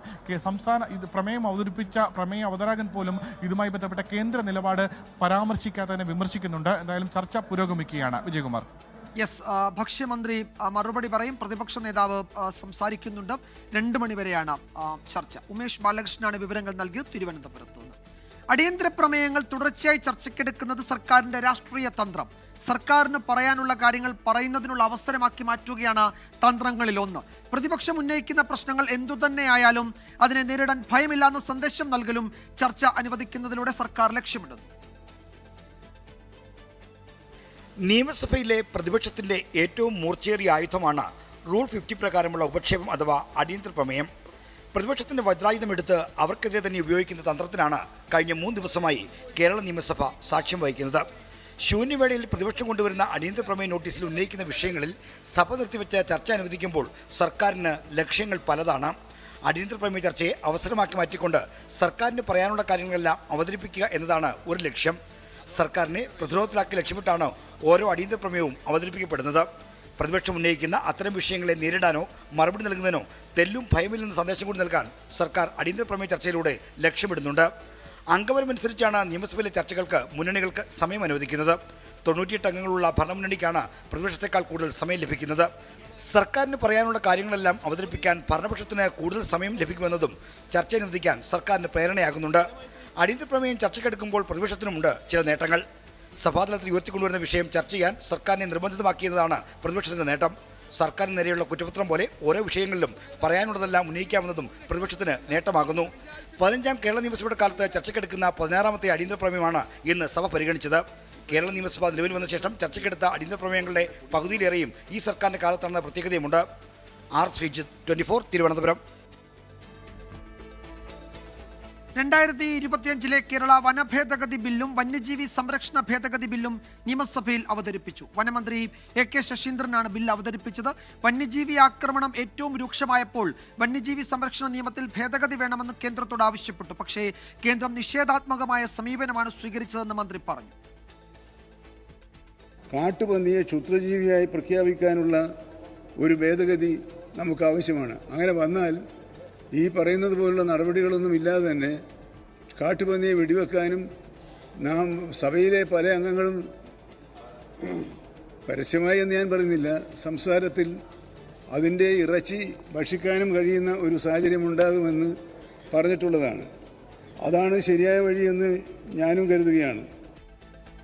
ബില്ലിലെ വ്യവസ്ഥകളെ പ്രതിപക്ഷം എതിർത്തു. അടിയന്തര പ്രമേയ ചർച്ചയ്ക്ക് ശേഷം ബില്ലിൽ ചർച്ച തുടരും. മാസങ്ങളായി ജനവാസ മേഖലയിൽ വിഹരിക്കുന്ന മലപ്പുറം മണ്ണാർ മലയിലെ പുലിയെ വെടിവെക്കാൻ ഉത്തരവിട്ടതായി വനമന്ത്രി A K Saseendran. RRT patrolling ശക്തമാക്കുമെന്നും കൂടുതൽ കൂടുകൾ സ്ഥാപിക്കുമെന്നും മന്ത്രി നിയമസഭയിൽ പറഞ്ഞു. പുലിയെ പിടികൂടാത്തതിൽ പ്രതിഷേധിച്ച് നാട്ടുകാർ റോഡ് ഉപരോധിച്ചിരുന്നു. മലപ്പുറം മണ്ണാർമല നിവാസികൾക്ക് വലിയ ആശ്വാസം നൽകുന്ന തീരുമാനം. മാസങ്ങളായി ജനങ്ങളെ ഭീതിയിലാഴ്ത്തുന്ന പുലിയെ വെടിവെക്കാൻ ഉത്തരവായി. 2025 കേരള വന ഭേദഗതി ബിൽ, 25 വന്യജീവി സംരക്ഷണ ബിൽ എന്നീ 2 ബില്ലുകളാണ് സബ്ജക്ട് കമ്മിറ്റിയുടെ 10ന്റെ പരിഗണനയ്ക്ക് അയക്കണമെന്ന് ഇവിടെ ഞാൻ അവതരിപ്പിക്കുകയാണ്. ബിൽ അവതരിപ്പിച്ചിരിക്കുന്നു. പ്രദേശത്ത് ഇന്ന് രണ്ടാമത് ഒരു കൂടുകൂടി സ്ഥാപിച്ചു. കൂട്ടിൽ അകപ്പെടില്ലെന്ന് ബോധ്യമായാൽ മയക്കുവെടി വയ്ക്കാനുള്ള നടപടികളിലേക്ക് കടക്കും. DFO ഉൾപ്പെടെയുള്ളവർ ഉടൻ സ്ഥലം സന്ദർശിക്കും. 15ലേറെ തവണ നാട്ടുകാർ സ്ഥാപിച്ച ക്യാമറയിൽ പുലിയുടെ ദൃശ്യങ്ങൾ പതിഞ്ഞിരുന്നു. വനംവകുപ്പ് പ്രദേശത്ത് ഒരു കൂട് സ്ഥാപിക്കുക മാത്രമാണ് ചെയ്തിരുന്നത്. ഇതിൽ പുലി കയറുന്നുമില്ല. കൂടാതെ RRT സംഘത്തെ നിയോഗിക്കും എന്നടക്കം DFO ഉറപ്പ് നൽകിയെങ്കിലും ഇത്രയും കാലം ഗൗരവമായ ഇടപെടൽ ഉണ്ടായിരുന്നില്ല. ഇതിൽ പ്രതിഷേധിച്ച് നാട്ടുകാർ റോഡ് ഉപരോധിക്കുകയും പോലീസുമായി നേരിയ സംഘർഷമുണ്ടാവുകയും ചെയ്തു. പ്രതിഷേധം കടുപ്പിക്കാൻ ഒരുങ്ങുന്നതിനിടെയാണ് പുലിയെ വെടിവെക്കാനുള്ള വനംവകുപ്പ് തീരുമാനം. 24 മലപ്പുറം. ശബരിമല ദ്വാരപാലക ശില്പത്തിലെ സ്വർണ്ണപ്പാളിയുമായി ബന്ധപ്പെട്ട് കോടതിയുടെ ചോദ്യങ്ങൾക്ക് കൃത്യമായ മറുപടി നൽകിയിട്ടുണ്ടെന്ന് Thiruvithamkoor Devaswom board president PS Prashanth. നടപടിക്രമങ്ങൾ പാലിച്ചാണ് അറ്റകുറ്റപ്പണികൾക്കായി കൊണ്ടുപോയത്. ഏതെങ്കിലും ഉദ്യോഗസ്ഥന് വീഴ്ചയുണ്ടായിട്ടുണ്ട് എങ്കിൽ നടപടിയെടുക്കുമെന്നും PS പ്രശാന്ത് 24നോട് പറഞ്ഞു. 2019 സ്വർണ്ണപ്പാളി ചെന്നൈയിലേക്ക് കൊണ്ടുപോയതിൽ ദേവസ്വം വിജിലൻസ് SP അന്വേഷിച്ച് റിപ്പോർട്ട് നൽകുമെന്ന് Thiruvithamkoor Devaswom board president PS Prashanth വ്യക്തമാക്കി. ശബരിമലയിൽ ഒരു പൊട്ട് സമർപ്പിച്ചാൽ പോലും മഹസറിൽ രേഖപ്പെടുത്തുന്നതാണ്. സ്വർണത്തിന്റെ തൂക്കം കുറഞ്ഞതും അന്വേഷിക്കും. ഏതെങ്കിലും ഉദ്യോഗസ്ഥന് വീഴ്ച സംഭവിച്ചിട്ടുണ്ടെങ്കിൽ നടപടി ഉണ്ടാകുമെന്നും PS പ്രശാന്ത്. ഏതെങ്കിലും ഉദ്യോഗസ്ഥന് അതിന് ഭാഗത്ത് വീഴ്ചയുണ്ടെങ്കിൽ 2019 ഈ ഇടപാടുമായി ബന്ധപ്പെട്ട് ഏതെങ്കിലും ഒരു ഉദ്യോഗസ്ഥന്റെ ഭാഗത്ത് വീഴ്ചയുണ്ടെങ്കിൽ കുറ്റക്കാർക്കെതിരെ ശക്തമായ നടപടിയെടുക്കും. സ്വർണ്ണപ്പാളി അറ്റകുറ്റപ്പണികൾക്കായി കൊണ്ടുപോയ സംഭവത്തിൽ കോടതി ചോദിച്ച ചോദ്യങ്ങൾക്ക് കൃത്യമായ മറുപടി നൽകിയിട്ടുണ്ട്. കൊണ്ടുപോയത് സ്പെഷ്യൽ കമ്മീഷണറെ അറിയിക്കാൻ വൈകിയത് മാത്രമാണ് വീഴ്ച. ഇപ്പോൾ തിരുവാഭരണ കമ്മീഷൻ തിരിച്ചു വരും. ഒപ്പം തന്നെ വിജിലൻസ് SP ഉണ്ട്, പരിശോധിക്കാൻ പറഞ്ഞിരിക്കുകയാണ്. രണ്ടുപേരും കൂടെ പരിശോധിക്കട്ടെ. പരിശോധിക്കുമ്പോൾ അതുകൊണ്ടോ നോക്കാം. ഉണ്ടെങ്കിൽ അവിടെ തന്നെ കാണും. 2019 അറ്റകുറ്റപ്പണികൾക്കായി കൊണ്ടുപോയ സ്വർണ്ണപ്പാളികളുടെ തൂക്കം കുറഞ്ഞതിൽ ഹൈക്കോടതി ഗുരുതര വിമർശനമാണ് ദേവസ്വം ബോർഡിനെതിരെ ഉന്നയിച്ചത്. സ്വർണ്ണപ്പാളികൾ എന്നത് ചെമ്പ് തകിടുകളെന്ന് മനഃപൂർവ്വം രേഖപ്പെടുത്തി. വസ്തുതകൾ പുറത്തുവരാതിരിക്കാനുള്ള നീക്കമെന്ന് സംശയിക്കേണ്ടിയിരിക്കുന്നുവെന്ന് ഹൈക്കോടതി നിരീക്ഷിച്ചിരുന്നു. ഹൈക്കോടതി നിർദ്ദേശപ്രകാരം വിജിലൻസ് SP-യുടെ അന്വേഷണം പുരോഗമിക്കുകയാണ്. 2 ആഴ്ചയ്ക്കകം കോടതിയിൽ റിപ്പോർട്ട് സമർപ്പിക്കും. AV ജയശങ്കർ, 24 പത്തനംതിട്ട. പമ്പാ തീരത്തെ ആഗോള അയ്യപ്പ സംഗമത്തിലെ വിവിധ സെഷനുകളിൽ പങ്കെടുക്കുന്നവരുടെ വിവരങ്ങൾ 24ന്. പ്രധാനമന്ത്രിയുടെ മുൻ പ്രിൻസിപ്പൽ സെക്രട്ടറി TK നായർ, മുൻ chief secretary doctor K Jayakumar, മുൻ DGP ജേക്കബ് പുന്നൂസ് ഉൾപ്പെടെയുള്ളവർ പങ്കെടുക്കും. ആഗോള അയ്യപ്പ സംഗമത്തിലുള്ള ഒരുക്കങ്ങൾ അവസാന ഘട്ടത്തിലാണെന്ന് തിരുവിതാംകൂർ ദേവസ്വം ബോർഡ് അറിയിച്ചു. ആഗോള അയ്യപ്പ സംഗമത്തിന് ഒരു ദിവസം മാത്രമാണ് ബാക്കി. പരിപാടിക്കായുള്ള അന്തിമഘട്ട ഒരുക്കങ്ങൾ പുരോഗമിക്കുകയാണ്. ആഗോള അയ്യപ്പ സംഗമത്തിന്റെ ഭാഗമായി വിവിധ സെഷനുകളിൽ പങ്കെടുക്കുന്നവരുടെ വിവരങ്ങൾ 24ന് ലഭിച്ചു. പ്രധാനമന്ത്രിയുടെ മുൻ പ്രിൻസിപ്പൽ സെക്രട്ടറി TK നായർ, മുൻ chief secretary doctor K Jayakumar, മുൻ DGP ജേക്കബ് പുന്നൂസ് ഉൾപ്പെടെ വിവിധ സെഷനുകളിൽ പങ്കെടുക്കും. Sabarimala master plan, spiritual tourism, ground management എന്നിങ്ങനെയാണ് സെഷനുകൾ. ഇൻവിറ്റേഷൻ ഒക്കെ ഓരോരുത്തരും വന്നുകൊണ്ടിരിക്കുകയാണ്. നമ്മൾ കൃത്യം 9:30 തന്നെ സെപ്റ്റംബർ 20 കൃത്യം 9:30 തന്നെ മുഖ്യമന്ത്രിയുടെ ഉദ്ഘാടന സമ്മേളനം ആരംഭിക്കും. പ്രതിപക്ഷം ഉൾപ്പെടെ പങ്കെടുക്കണമെന്നാണ്. വീണ്ടും ഇപ്പോൾ 2 ദിവസം മാത്രമേ ഉള്ളൂ. എങ്കിലും ഞങ്ങൾക്ക് വീണ്ടും അഭ്യർത്ഥിക്കുവാനുള്ളത് പ്രതിപക്ഷം പങ്കെടുക്കണമെന്ന് തന്നെയാണ്. ഒരുക്കങ്ങൾ വിലയിരുത്താൻ മന്ത്രി VN വാസവന്റെ നേതൃത്വത്തിൽ പമ്പയിൽ അവലോകന യോഗം ചേർന്നു. ജില്ലാ കളക്ടർ, ജനപ്രതിനിധികൾ ഉൾപ്പെടെയുള്ളവർ യോഗത്തിൽ പങ്കെടുത്തു. ശനിയാഴ്ച രാവിലെ 9:30 തന്നെ പരിപാടി ആരംഭിക്കും. 10:30 പമ്പാ തീരത്ത് ആഗോള അയ്യപ്പ സംഗമം മുഖ്യമന്ത്രി ഉദ്ഘാടനം ചെയ്യും. തുടർന്ന് വിവിധ സെഷനുകൾ പൂർത്തീകരിച്ച് സമാപന സമ്മേളനത്തിൽ ക്രോഡീകരിച്ച റിപ്പോർട്ട് അവതരിപ്പിക്കും. 4 മണിക്ക് ശേഷം സംഗമത്തിനെത്തുന്ന ഡെലിഗേറ്റുകൾക്ക് അയ്യപ്പ ദർശനത്തിനുള്ള സൗകര്യവും ഒരുക്കിയിട്ടുണ്ട്. 24 പത്തനംതിട്ട. ഗസയിൽ 3-ാം ദിവസവും ഇസ്രായേലിന്റെ കരയാക്രമണം തുടരുന്നു. ആക്രമണങ്ങളിൽ 83 പേർ കൊല്ലപ്പെട്ടു. സുരക്ഷിതമെന്ന് ഇസ്രായേൽ വിശേഷിപ്പിക്കുന്ന തെക്കൻ ഗസയിലെ അൽമവാസിയിലും ആക്രമണമുണ്ടായി. ഇസ്രായേലിന്റെ നടപടികൾ മനുഷ്യാവകാശ ജനാധിപത്യ ലംഘനമാണെന്ന് യൂറോപ്യൻ യൂണിയൻ വിമർശിച്ചു.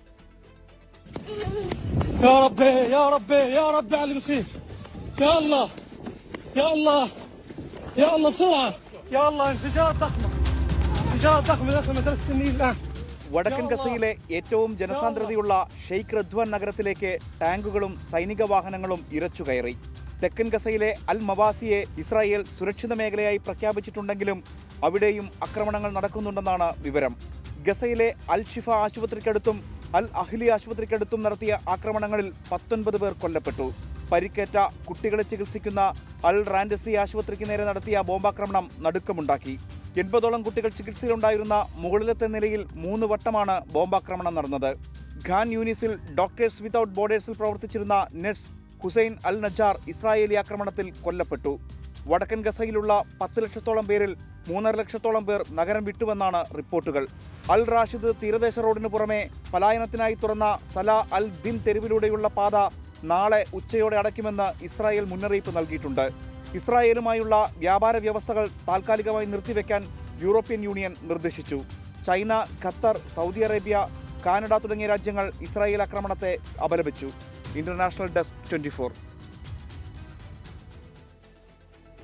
ഇസ്രായേൽ ആക്രമണം ശക്തമാക്കിയ ഗസയിൽ നിന്ന് 24 പ്രേക്ഷകരോട് കൂടുതൽ വിവരങ്ങൾ പങ്കുവച്ച ഡോക്ടർ SS സന്തോഷ് കുമാർ. തുടർച്ചയായ 2ാം ദിവസമാണ് ദുരിതം നിറഞ്ഞ ഗസയിൽ നിന്ന് ഡോക്ടർ സന്തോഷ് കുമാർ 24നോട് വിവരങ്ങൾ പങ്കുവയ്ക്കുന്നത്.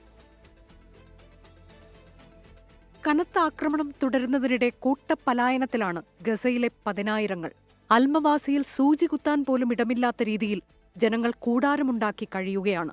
പലരും രോഗങ്ങളുടെ പിടിയിലാണെന്നും ഡോക്ടർ SS സന്തോഷ് കുമാർ പറയുന്നു. ഇനി എങ്ങോട്ടെന്നുള്ള ചോദ്യമാണ് അടുത്ത ഏറ്റവും വലിയ പ്രശ്നം. ടെന്റുകൾ മുഴുവൻ നിറഞ്ഞിരിക്കുന്നു. ഓരോ ടെന്റിനകത്തും 15 മുതൽ 20 പേരൊക്കെയാണ് കഴിയുന്നത്. ആവശ്യത്തിന് കക്കൂസും ലാട്രിനും ഒന്നുമില്ല. അവിടെയെല്ലാം ബോംബ് വീഴുമ്പോൾ ആൾക്കാർ മരിച്ചു വീഴുന്നു. സർവ്വതും ഉപേക്ഷിച്ച് ജീവൻ കയ്യിൽ പിടിച്ചുള്ള യാത്രയും അവർക്ക് ദുരിതമാണ്. രക്ഷാദൌത്യത്തിൽ ജീവൻ പൊലിയുന്നവരിൽ ആരോഗ്യപ്രവർത്തകരും ഉണ്ട്. പകർച്ചവ്യാധിയും കൊടും പട്ടിണിയും കുട്ടികളുടേതുൾപ്പെടെ ജീവനെടുക്കുന്നു. ലോകാരോഗ്യ സംഘടനയുടെ എമർജൻസി മെഡിക്കൽ ടീമിന്റെ ഭാഗമായാണ് ഡോക്ടർ SS സന്തോഷ് കുമാർ ഗസയിലെ അൽമവാസിയിലെ നാസർ ആശുപത്രിയിൽ എത്തിയത്. News desk 24. കരുവന്നൂർ സഹകരണ ബാങ്ക് സാമ്പത്തിക ക്രമക്കേടിൽ ചോദ്യമുന്നയിച്ച തന്നോട് കേന്ദ്രമന്ത്രി സുരേഷ് ഗോപി ഒരു നല്ല വാക്കു പറഞ്ഞില്ലെന്ന് ഇരിങ്ങാലക്കുട സ്വദേശി ആനന്ദവല്ലി. കലിംഗ് സൗഹൃദ സംവാദത്തിനിടെ നടന്ന സംഭവങ്ങളിൽ സങ്കടമുണ്ടെന്നും ആനന്ദവല്ലി പറഞ്ഞു. അതേസമയം കരുവന്നൂരിൽ ED കണ്ടുകെട്ടിയ പണം നിയമപരമായി വിതരണം ചെയ്യാൻ തടസ്സമുണ്ട് എന്നാണ് CPM ജില്ലാ സെക്രട്ടറി KV അബ്ദുൽ ഖാദറിന്റെ വാദം.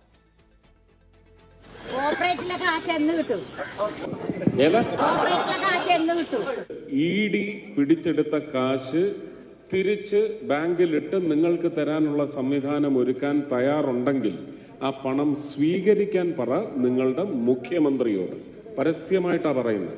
ഇരിങ്ങാലക്കുടയിൽ നടന്ന കലുങ്ക് സൗഹൃദ സംവാദ പരിപാടിക്കിടെയാണ് കരുവന്നൂർ സഹകരണ ബാങ്കിൽ നിക്ഷേപിച്ചിരിക്കുന്ന പണം തിരികെ ലഭിക്കുന്നത് സംബന്ധിച്ച ആനന്ദവല്ലിയുടെ ചോദ്യം. സുരേഷ് ഗോപിയുടെ മറുപടി ഏറെ ചർച്ചയായതോടെയാണ് ആനന്ദവല്ലിയുടെ പ്രതികരണം. നല്ലൊരു വാക്കങ്ങേരി പറഞ്ഞില്ല. ഇത് കിട്ടുമെന്നാ അല്ലെങ്കിൽ കിട്ടില്ലെന്നാ ഒന്നും ആള് പറഞ്ഞില്ല. അതിനൊരു വിഷമം എനിക്കുണ്ട് പുള്ളിയോട്.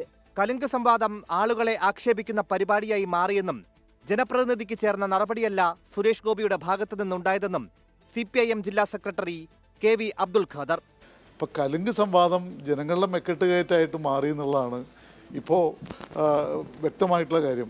ഭരത്ചന്ദ്രൻ മോഡലിൽ നിന്ന് മാറാൻ സുരേഷ് ഗോപിക്ക് കഴിയുന്നില്ലെന്ന് കോൺഗ്രസ് നേതാവ് K മുരളീധരൻ വിമർശിച്ചു. അല്ല, അദ്ദേഹത്തിൻ്റെ അടുത്ത് പരാതിയുമായിട്ട് പോകുന്നവരെ വേണം പറയാം. ഭരത്ചന്ദ്രൻ മോഡലിൽ നിന്ന് അദ്ദേഹം മാറിയിട്ടില്ല. അതിന് അദ്ദേഹത്തിന് മാറാനും കഴിയില്ല. അപ്പോൾ MP ആക്കിയവർ അനുഭവിക്കുക, അല്ലാണ്ട് വേറെ മാർഗമൊന്നുമില്ല. സുരേഷ് ഗോപിയുമായി ബന്ധപ്പെട്ട വിവാദങ്ങളെ രാഷ്ട്രീയായുധമാക്കാനുള്ള നീക്കത്തിലാണ് LDF-ഉം UDF-ഉം. 24 തൃശൂർ. വിവാദങ്ങൾക്കിടെ രാഹുൽ മാങ്കൂട്ടത്തിലിനെ ചേർത്തു നിർത്താൻ പാലക്കാട് കോൺഗ്രസിലെ ഒരു വിഭാഗം നേതാക്കൾ പത്തനംതിട്ട അടൂരിലെ വീട്ടിലെത്തി രാഹുൽ മാങ്കൂട്ടത്തിലിനെ നേതാക്കൾ കണ്ടു. രാഹുൽ പാലക്കാട് സജീവമാകുന്നതും ചർച്ചയായി. രാഹുൽ മാങ്കൂട്ടത്തിലിനെ പിന്തുണയ്ക്കാനാണ് പാലക്കാട്ടെ ഒരു വിഭാഗം കോൺഗ്രസ് നേതാക്കളുടെ തീരുമാനം. Congress Palakkad block committee president CV സതീഷിന്റെ നേതൃത്വത്തിൽ 6-അംഗ സംഘം ഇന്നലെ രാഹുലിനെ അടൂരിലെ വീട്ടിലെത്തി കണ്ടു. രാഹുലിനെ പാലക്കാട്ടേക്ക് എത്തിക്കാനുള്ള കാര്യങ്ങൾ ചർച്ചയായി. കോൺഗ്രസിന്റെ KPCC പ്രസിഡന്റിന്റെ വാക്കും DCC പ്രസിഡന്റും KPCC പ്രസിഡന്റും പറയാണ് അദ്ദേഹത്തിന് സംരക്ഷണം ഒരുക്കണമെന്ന് പറഞ്ഞാൽ ഏത് BJP-ക്കാരനെ എതിർത്താലും ഞങ്ങൾക്ക് സംരക്ഷണം ഒരുക്കാൻ കഴിയും. നേതാക്കളുടെ സന്ദർശനത്തിൽ പാലക്കാട് DCC നേതൃത്വം കടുത്ത അതൃപ്തിയിലാണ്. വിഷയം ഉടൻ KPCCയുടെ ശ്രദ്ധയിൽപ്പെടുത്തും. അതിനിടെ രാഹുലിനെ അനുകൂലിച്ച ഫേസ്ബുക്കിൽ പോസ്റ്റിട്ട യൂത്ത് കോൺഗ്രസ് കണ്ണൂർ ജില്ലാ അധ്യക്ഷൻ വിജിൽ മോഹനെതിരെ ശ്രീകണ്ഠാപുരത്ത് പോസ്റ്ററുകൾ പതിച്ചു. 24 പാലക്കാട്, കണ്ണൂർ. ഉത്തരാഖണ്ഡിൽ വീണ്ടും മേഘവിസ്ഫോടനം. ചമോലി ജില്ലയിലെ നന്ദനഗറിലാണ് മേഘവിസ്ഫോടനം ഉണ്ടായത്. 10 പേരെ കാണാതായി. ദുരിതബാധിത സ്ഥലം സന്ദർശിക്കാനെത്തിയ ഗാർവാൾ MP മണ്ണിടിച്ചിൽ നിന്ന് രക്ഷപ്പെട്ടത് തലനാരിഴയ്ക്കാണ്. കനത്ത മഴയ്ക്ക് പിന്നാലെ പുലർച്ചെ 3 മണിയോടെയാണ് ചമോലിയിൽ മണ്ണിടിച്ചിലുണ്ടായത്. 10 പേർ അവശിഷ്ടങ്ങൾക്കിടയിൽ കുടുങ്ങി. SDRFന്റെയും NDRFന്റെയും നേതൃത്വത്തിൽ രക്ഷാപ്രവർത്തനം തുടരുകയാണ്. 2 സ്ത്രീകളെയും ഒരു കുട്ടിയെയും രക്ഷപ്പെടുത്തി. 30 വീടുകൾ തകർന്നു. റോഡുകൾ തകർന്നതും കനത്ത മഴയും രക്ഷാപ്രവർത്തനത്തിന് തടസ്സം സൃഷ്ടിക്കുന്നുണ്ട്. 8 കിലോമീറ്റർ നടന്നാണ് രക്ഷാപ്രവർത്തകർക്ക് ദുരന്ത സ്ഥലത്ത് എത്താനായത്.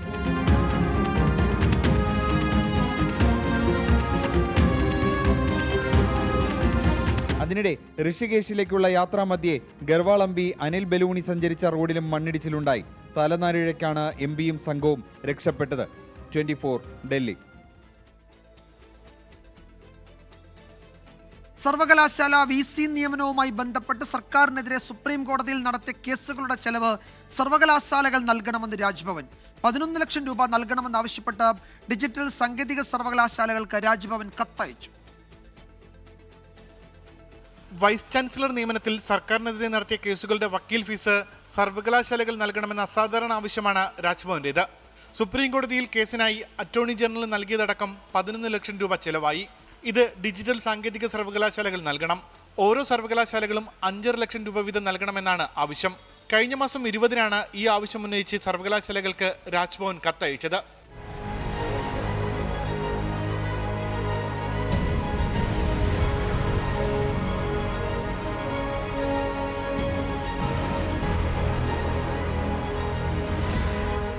കത്തിൽ സർവകലാശാലകൾ തീരുമാനമെടുത്തിട്ടില്ല. സാങ്കേതിക സർവകലാശാലയിൽ സിൻഡിക്കേറ്റിന്റെ കൂടി അനുമതിയോടെയാണ് ഈ തുക അനുവദിക്കേണ്ടത്. താൽക്കാലിക VC സ്വന്തം നിലയിൽ പണം അനുവദിച്ചാൽ എതിർക്കാനാണ് ഇടത് സിൻഡിക്കേറ്റ് അംഗങ്ങളുടെ തീരുമാനം. 2 സർവകലാശാലകളിലെയും കേസുകൾ ഇപ്പോഴും തീർന്നിട്ടില്ല. സ്ഥിരം VC നിയമനത്തിന്റെ സെർച്ച് കമ്മിറ്റിയിൽ UGC പ്രതിനിധി കൂടി അനുവദിക്കണമെന്നാവശ്യപ്പെട്ട് രാജ്ഭവൻ വീണ്ടും സുപ്രീം കോടതിയെ സമീപിച്ചിട്ടുണ്ട്. ഇപ്പോൾ ആവശ്യപ്പെട്ട തുക സർവകലാശാലകൾ അനുവദിച്ചാൽ തുടർ നിയമ നടപടിക്കുള്ള തുകയും അനുവദിച്ചു നൽകേണ്ടി വരും. സാധാരണ സർവകലാശാലകൾ കക്ഷിയായ കേസുകളിൽ മാത്രമാണ് നിയമ നടപടിക്കുള്ള ചെലവുകൾ സർവകലാശാലകൾക്ക് നൽകാൻ കഴിയുന്നത്. പക്ഷേ ഇവിടെ സർക്കാരും ഗവർണറുമാണ് കേസിലെ കക്ഷികൾ. പിന്നെ എങ്ങനെയാണ് സർവകലാശാലകൾ ഈ കേസിനുള്ള പണം നൽകുക എന്ന ചോദ്യവും നിർണായകമാണ്. ഇത്തരത്തിൽ ഡിജിറ്റൽ സാങ്കേതിക സർവകലാശാല വൈസ് ചാൻസലർമാർ സ്വന്തം നിലയിൽ പണം അനുവദിച്ചാൽ അതൊരു കീഴ്വഴക്കമായി മാറാനും സാധ്യതയുണ്ട്. ഉമേഷ് ബാലകൃഷ്ണൻ, 24 തിരുവനന്തപുരം. കണ്ണൂർ സെൻട്രൽ ജയിലിലേക്കുള്ള ലഹരി ഫോൺ കടത്ത് തടയാൻ നടപടിയുമായി ജയിൽ വകുപ്പ്. മതിലിന് പുറത്ത് നിരീക്ഷണത്തിനായി IRB സേനയെ നിയോഗിക്കും. ജയിൽ കവാടത്ത് ദേഹപരിശോധനയ്ക്കുള്ള സ്കാനർ സ്ഥാപിക്കണമെന്ന് സർക്കാരിനോട് ആവശ്യപ്പെട്ടു. ജയിലിനകത്ത് ഉദ്യോഗസ്ഥർ മൊബൈൽ ഫോൺ ഉപയോഗിക്കുന്നത് വിലക്കി. 24 എക്സ്ക്ലൂസീവ്. ഗോവിന്ദച്ചാമിയുടെ ജയിൽ ചാട്ടം മുതൽ ഫോൺ ലഹരിക്കടത്ത് വരെ വലിയ നാണക്കേടാണ് ജയിൽ വകുപ്പിനുണ്ടായത്. കണ്ണൂർ സെൻട്രൽ ജയിലിലെ സുരക്ഷാ സംവിധാനം ദുർബലമാണെന്ന് വിലയിരുത്തപ്പെട്ടു. ഇതോടെയാണ് കർശന നടപടികൾ വേണമെന്ന് ജയിലധികൃതർ ആവശ്യപ്പെട്ടത്. ജയിലിലേക്ക് ലഹരിയും മൊബൈൽ ഫോണുകളും എത്തുന്നത് പൂർണ്ണമായും തടയുകയാണ് പ്രധാന ലക്ഷ്യം. ഇതിനായാണ് മതിലിന് പുറത്ത് നിരീക്ഷണത്തിന് IRBയുടെ സായുധ സേനാംഗങ്ങളെ നിയോഗിക്കുന്നത്. സമാന്തരമായി ജയിലിനകത്തും സംവിധാനമൊരുക്കും. മതിലിനടുത്തേക്ക് തടവുകാർ എത്താതിരിക്കാൻ അകത്ത് ഇരുമ്പുവേലി സ്ഥാപിക്കാനാണ് തീരുമാനം. ജയിലിനുള്ളിൽ ഉദ്യോഗസ്ഥരുടെ ഫോൺ ഉപയോഗം ഇതിനകം വിലക്കിയിട്ടുണ്ട്. മതിലിന് മുകളിലൂടെ എറിഞ്ഞു നൽകുന്നതിന് പുറമെ തടവുകാർ കോടതിയിൽ പോയി വരുമ്പോൾ ശരീരത്തിന്റെ രഹസ്യഭാഗങ്ങൾ ഒളിപ്പിച്ച് മൊബൈൽ ഫോൺ കടത്തുന്നുവെന്നാണ് കണ്ടെത്തൽ. അതിൽ മിക്കതും ഒരു വിരലിന്റെ അത്ര മാത്രം വലിപ്പമുള്ള നാനോ ഫോണുകളാണ്. എന്നാൽ ദേഹപരിശോധന നടത്താൻ നിലവിൽ കേരളത്തിലെ ഒരു ജയിലിലും സംവിധാനമില്ല. ഇതിനായി സ്കാനർ സ്ഥാപിക്കുക എന്നതാണ് ജയിൽ വകുപ്പ് സർക്കാരിന് നൽകിയ പ്രപ്പോസൽ. കൂടാതെ ജയിൽ മതിലിന് മുകളിലെ ഇലക്ട്രിക് ഫെൻസിംഗ് നവീകരിക്കാൻ 1,22 ലക്ഷം രൂപയുടെ എസ്റ്റിമേറ്റും ജയിൽ വകുപ്പ് സർക്കാരിന് കൈമാറിയിട്ടുണ്ട്. 24 കണ്ണൂർ. 9 മാസത്തിന് ശേഷം അമേരിക്കയിൽ പലിശ നിരക്ക് കുറച്ച് ഫെഡറൽ റിസർവ്.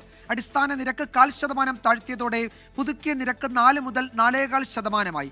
നിരക്ക് കുറയ്ക്കണമെന്ന ട്രംപിന്റെ ആവശ്യം പലതവണ തള്ളിക്കളഞ്ഞ ഫെഡ് ചെയർമാൻ തൊഴിലില്ലായ്മ രൂക്ഷമായതോടെയാണ് നിരക്കിളവിന് തയ്യാറായത്. തൊഴിൽ വിപണിയിലെ പ്രതിസന്ധി പരിഹരിക്കാനുള്ള നയപ്രഖ്യാപനമെന്ന സൂചനയോടെയാണ് ഫെഡറൽ ഓപ്പൺ മാർക്കറ്റ് കമ്മിറ്റിയുടെ തീരുമാനം ചെയർമാൻ ജെറോം പവൽ അവതരിപ്പിച്ചത്. അടിസ്ഥാന നിരക്ക് കുറച്ചതോടെ അമേരിക്കയിൽ ഭവന, വ്യക്തിഗത വിദ്യാഭ്യാസ ക്രെഡിറ്റ് കാർഡ് വായ്പകൾക്ക് പലിശ നിരക്ക് കുറയും. ഈ വർഷം 2 തവണയും 2026-ൽ 1 തവണയും കൂടി പലിശ നിരക്ക് കുറയുമെന്ന സൂചന കൂടി ജെറോം പവൽ നൽകിയിട്ടുണ്ട്. ഈ വർഷ അവസാനത്തോടെ പലിശ നിരക്ക് 3.6% താഴുമെന്നാണ് വിലയിരുത്തൽ. അതേസമയം സ്വർണവും ഓഹരി വിപണിയും ആദ്യത്തെ നേട്ടത്തിനു ശേഷം ഇടിഞ്ഞു. ഫെഡ് ചെയർമാന്റെ പ്രസ്താവനയ്ക്ക് പിന്നാലെ ഔൺസിന് $3770.40 സ്പോട്ട് ഗോൾഡ് $3653.54 എത്തി. നിക്ഷേപകർ ലാഭമെടുത്തതാണ് വിലയിടിയാൻ കാരണം. പലിശ നിരക്ക് കുറച്ചതോടെ സ്വർണത്തിലുണ്ടായ ലാഭമെടുപ്പ് താൽക്കാലികമാകാനാണ് സാധ്യത. പലിശ നിരക്ക് കുറയുന്നതോടെ ഡോളർ ഇടിയുകയും സ്വർണത്തിലേക്കുള്ള നിക്ഷേപം വർദ്ധിക്കുകയും ചെയ്യും. ഇത് ഡിമാൻഡ് വിലയും ഉയർത്തും. സ്വർണ്ണവില 2026-ഓടെ ഔൺസിന് $4200 മുകളിലെത്തുമെന്നാണ് വിദഗ്ധരുടെ വിലയിരുത്തൽ. അങ്ങനെയെങ്കിൽ കേരളത്തിലെ വില റെക്കോർഡ് മറികടക്കും. ഈ വർഷം ഇതുവരെ 40% ഉയർന്ന സ്വർണ്ണവില ഇന്ന് കുറഞ്ഞു. പവന് 400 രൂപ ഇടിഞ്ഞ് 81,520 രൂപയും ഗ്രാമിന് 50 രൂപ കുറഞ്ഞ് 10,190 രൂപയുമാണ് ഇന്നത്തെ വില. തുടക്കത്തിൽ നേട്ടത്തിലേക്ക് പോയ US ഓഹരി വിപണികൾ സമ്മിശ്ര പ്രതികരണത്തോടെയാണ് വ്യാപാരം അവസാനിപ്പിച്ചത്. എന്നാൽ ഇന്ത്യൻ വിപണികളിൽ ശുഭാപ്തി വിശ്വാസത്തോടെയാണ് വ്യാപാരം തുടരുന്നത്. Business desk 24. Kasaragod dating app വഴി പ്രായപൂർത്തിയാകാത്ത ആൺകുട്ടിയെ പീഡിപ്പിച്ച കേസിൽ ഒരാൾ കൂടി പിടിയിലായി. കോഴിക്കോട് പേരാമ്പ്ര സ്വദേശി പ്രജീഷിനെയാണ് പയ്യന്നൂർ പോലീസ് അറസ്റ്റ് ചെയ്തത്. ഇതോടെ കേസിൽ അറസ്റ്റിലായവരുടെ എണ്ണം 12ആയി. കോഴിക്കോട് പേരാമ്പ്ര സ്വദേശിയും പയ്യന്നൂർ പെരുമ്പയിലെ സ്വകാര്യ സ്ഥാപനത്തിലെ മാനേജറുമായ ആൽബിൻ പ്രജി എന്ന പ്രജീഷിനെയാണ് പയ്യന്നൂർ പോലീസ് തലശ്ശേരിയിൽ നിന്ന് കസ്റ്റഡിയിലെടുത്തത്. കഴിഞ്ഞ മാർച്ചിൽ പയ്യന്നൂർ കോത്തായിമുക്കിലുള്ള തന്റെ ക്വാർട്ടേഴ്സിലെത്തിച്ചാണ് പ്രതി ആൺകുട്ടിയെ പീഡിപ്പിച്ചത്. ഇതോടെ കേസിൽ അറസ്റ്റിലായവരുടെ എണ്ണം 12ആയി. കോഴിക്കോട് കിനാശ്ശേരി സ്വദേശി അബ്ദുൽ മനാഫിനെ കഴിഞ്ഞ ദിവസം കസബ പോലീസ് പിടികൂടിയിരുന്നു. ചന്ദേര പോലീസ് കേസ് രജിസ്റ്റർ ചെയ്തറിഞ്ഞ് ഒളിവിൽ പോയ യൂത്ത് ലീഗ് ജില്ലാ നേതാവ് സിറാജുദ്ദീനായി പോലീസ് അന്വേഷണം ഊർജിതമാക്കിയിട്ടുണ്ട്. കാസർഗോഡ്, കണ്ണൂർ, കോഴിക്കോട്, എറണാകുളം ജില്ലകളിലായി 14 കേസുകൾ രജിസ്റ്റർ ചെയ്തതിൽ ആകെ 16 പ്രതികളാണുള്ളത്. ഇതിൽ 4 പേരെയാണ് ഇനി പിടികൂടാനുള്ളത്. അതേസമയം പീഡനം നടന്ന സ്ഥലങ്ങളിൽ അന്വേഷണ സംഘം തെളിവെടുപ്പ് ആരംഭിച്ചിട്ടുണ്ട്. പ്രതികളെ കുട്ടിയുടെ വീട്ടിലും ലോഡ്ജ് ഉൾപ്പെടെയുള്ള സ്ഥലങ്ങളിലും എത്തിച്ചായിരുന്നു തെളിവെടുപ്പ്. ചില ലോഡ്ജുകൾ ഇത്തരം ഉദ്ദേശത്തോടുകൂടി പ്രവർത്തിക്കുന്നതായി അന്വേഷണ സംഘത്തിന് വിവരം ലഭിച്ചിട്ടുണ്ട്. സമാനമായ രീതിയിൽ ഡേറ്റിംഗ് ആപ്പുകളിൽ മറ്റു കുട്ടികൾ ഉൾപ്പെട്ടിട്ടുണ്ടോ എന്ന കാര്യവും അന്വേഷണ സംഘം പരിശോധിക്കുന്നുണ്ട്. 24 Kasaragod. Kozhikode medical college ICU പീഡനക്കേസിൽ അതിജീവിത വീണ്ടും സമരത്തിലേക്ക്. ഭീഷണിപ്പെടുത്തിയതിന് സ്ഥലം മാറ്റിയ ജീവനക്കാരെ തിരിച്ചെടുത്തതിലാണ് പ്രതിഷേധം. സർക്കാർ പ്രതികൾക്കൊപ്പമാണെന്ന് അതിജീവിത ആരോപിച്ചു. കോഴിക്കോട് മെഡിക്കൽ കോളേജ് ICU പീഡനക്കേസിലെ അതിജീവിതയെ ഭീഷണിപ്പെടുത്തിയതിന് സ്ഥലം മാറ്റിയ 5 ജീവനക്കാർ കഴിഞ്ഞ ദിവസം ജോലിയിൽ തിരികെ പ്രവേശിച്ചിരുന്നു. ഇതിൽ പ്രതിഷേധിച്ചാണ് അതിജീവിത മെഡിക്കൽ കോളേജ് പ്രിൻസിപ്പൽ ഓഫീസിലെത്തിയത്. സർക്കാർ പ്രതികളെ സംരക്ഷിക്കുകയാണെന്ന് ആരോപിച്ച അതിജീവിത പ്രതികളെ പിരിച്ചുവിടണമെന്ന് ആവശ്യപ്പെട്ടു. പ്രതികളായ 5 പേരെ തിരിച്ചെടുത്തത് അപ്പം ഭയങ്കര വിഷമം തോന്നി, ഒരു നാണക്കേട്, എനിക്ക് തന്നെ ഒരു നാണക്കേട് തോന്നി. കാരണം പ്രതികളെ സംരക്ഷിക്കാനാണ് എപ്പോഴും സർക്കാർ ശ്രമിക്കുന്നത്. പ്രിൻസിപ്പൽ ഓഫീസിൽ കുത്തിയിരിപ്പ് സമരം നടത്തിയ അതിജീവിതയെ പോലീസ് അറസ്റ്റ് ചെയ്തു നീക്കി. ട്രിബ്യൂണൽ ഉത്തരവുമായാണ് ജീവനക്കാർ മെഡിക്കൽ കോളേജിൽ തിരികെ പ്രവേശിച്ചത് എന്നാണ് പ്രിൻസിപ്പലിന്റെ വിശദീകരണം. 2023 മാർച്ച് 18-ന് തൈറോയ്ഡ് ശസ്ത്രക്രിയ കഴിഞ്ഞ് ICUവിൽ പാതിമയക്കത്തിലായിരുന്ന യുവതിയെ അറ്റൻഡറായ MM ശശീന്ദ്രൻ പീഡിപ്പിച്ചതായാണ് കേസ്. ശശീന്ദ്രനെ ജോലിയിൽ നിന്ന് പിരിച്ചുവിട്ടിരുന്നു. സമീർ സി മുഹമ്മദ്, 24 കോഴിക്കോട്. ധർമ്മസ്ഥലയിൽ 2ാം ഘട്ട തെരച്ചിലിന് അന്വേഷണ സംഘം 5 ഇടങ്ങളിൽ ഇന്നലെ അസ്ഥിഭാഗങ്ങൾ കണ്ടെത്തിയിരുന്നു. ഈ പ്രദേശം ഉൾപ്പെട്ട ബംഗ്ലഗുഡ വനമേഖലയിലാണ് തെരച്ചിൽ നടക്കുന്നത്. ഒരു ഇടവേളയ്ക്ക് ശേഷം SIT സംഘം വീണ്ടും മണ്ണുമാന്തിയുള്ള പരിശോധന തുടങ്ങിയിരിക്കുകയാണ്. വെളിപ്പെടുത്തൽ നടത്തിയ ചിന്നയ്യ ചിലയിടങ്ങളിൽ മൃതദേഹം കുഴിച്ചിട്ടതായി തങ്ങൾ കണ്ടുവെന്ന് പ്രദേശവാസികൾ SITക്ക് മൊഴി നൽകിയിരുന്നു. ചിന്നയ്യ കോടതിയിൽ നൽകിയ തലയൊട്ടി കൊല്ലപ്പെട്ട സൗജന്യയുടെ അമ്മാവനാണ് കുഴിച്ചെടുത്തത് എന്നാണ് SITയുടെ കണ്ടെത്തൽ. ഇതിനു പിന്നാലെ ബംഗ്ലഹുഡ മേഖലയിൽ നിരവധി അസ്ഥികൂടങ്ങൾ ഉണ്ടെന്ന് ഇയാൾ പറഞ്ഞിരുന്നു. ഈ സാഹചര്യത്തിലാണ് വീണ്ടും മണ്ണുമാന്തിയുള്ള പരിശോധനയ്ക്ക് SIT തയ്യാറായത്. 5 ഇടങ്ങളിൽ നിന്ന് 5 അസ്ഥികൂടങ്ങളാണ് ലഭിച്ചതെന്നാണ് പുറത്തുവരുന്ന വിവരം. ഇത് ഫോറൻസിക് പരിശോധനയ്ക്ക് വിധേയമാക്കും. തിരിച്ചറിയാത്ത ഏതെങ്കിലും മൃതദേഹം പഞ്ചായത്തിന്റെ നേതൃത്വത്തിൽ ഇവിടെ സംസ്കരിച്ചിട്ടുണ്ടോ എന്ന് പരിശോധിക്കുന്നുണ്ട്. ചിന്നയ്യെ ബൽത്തങ്ങാടി കോടതിയിലെത്തിച്ച് മൊഴി നൽകാനും SIT നീക്കമുണ്ട്. 24 ചെന്നൈ.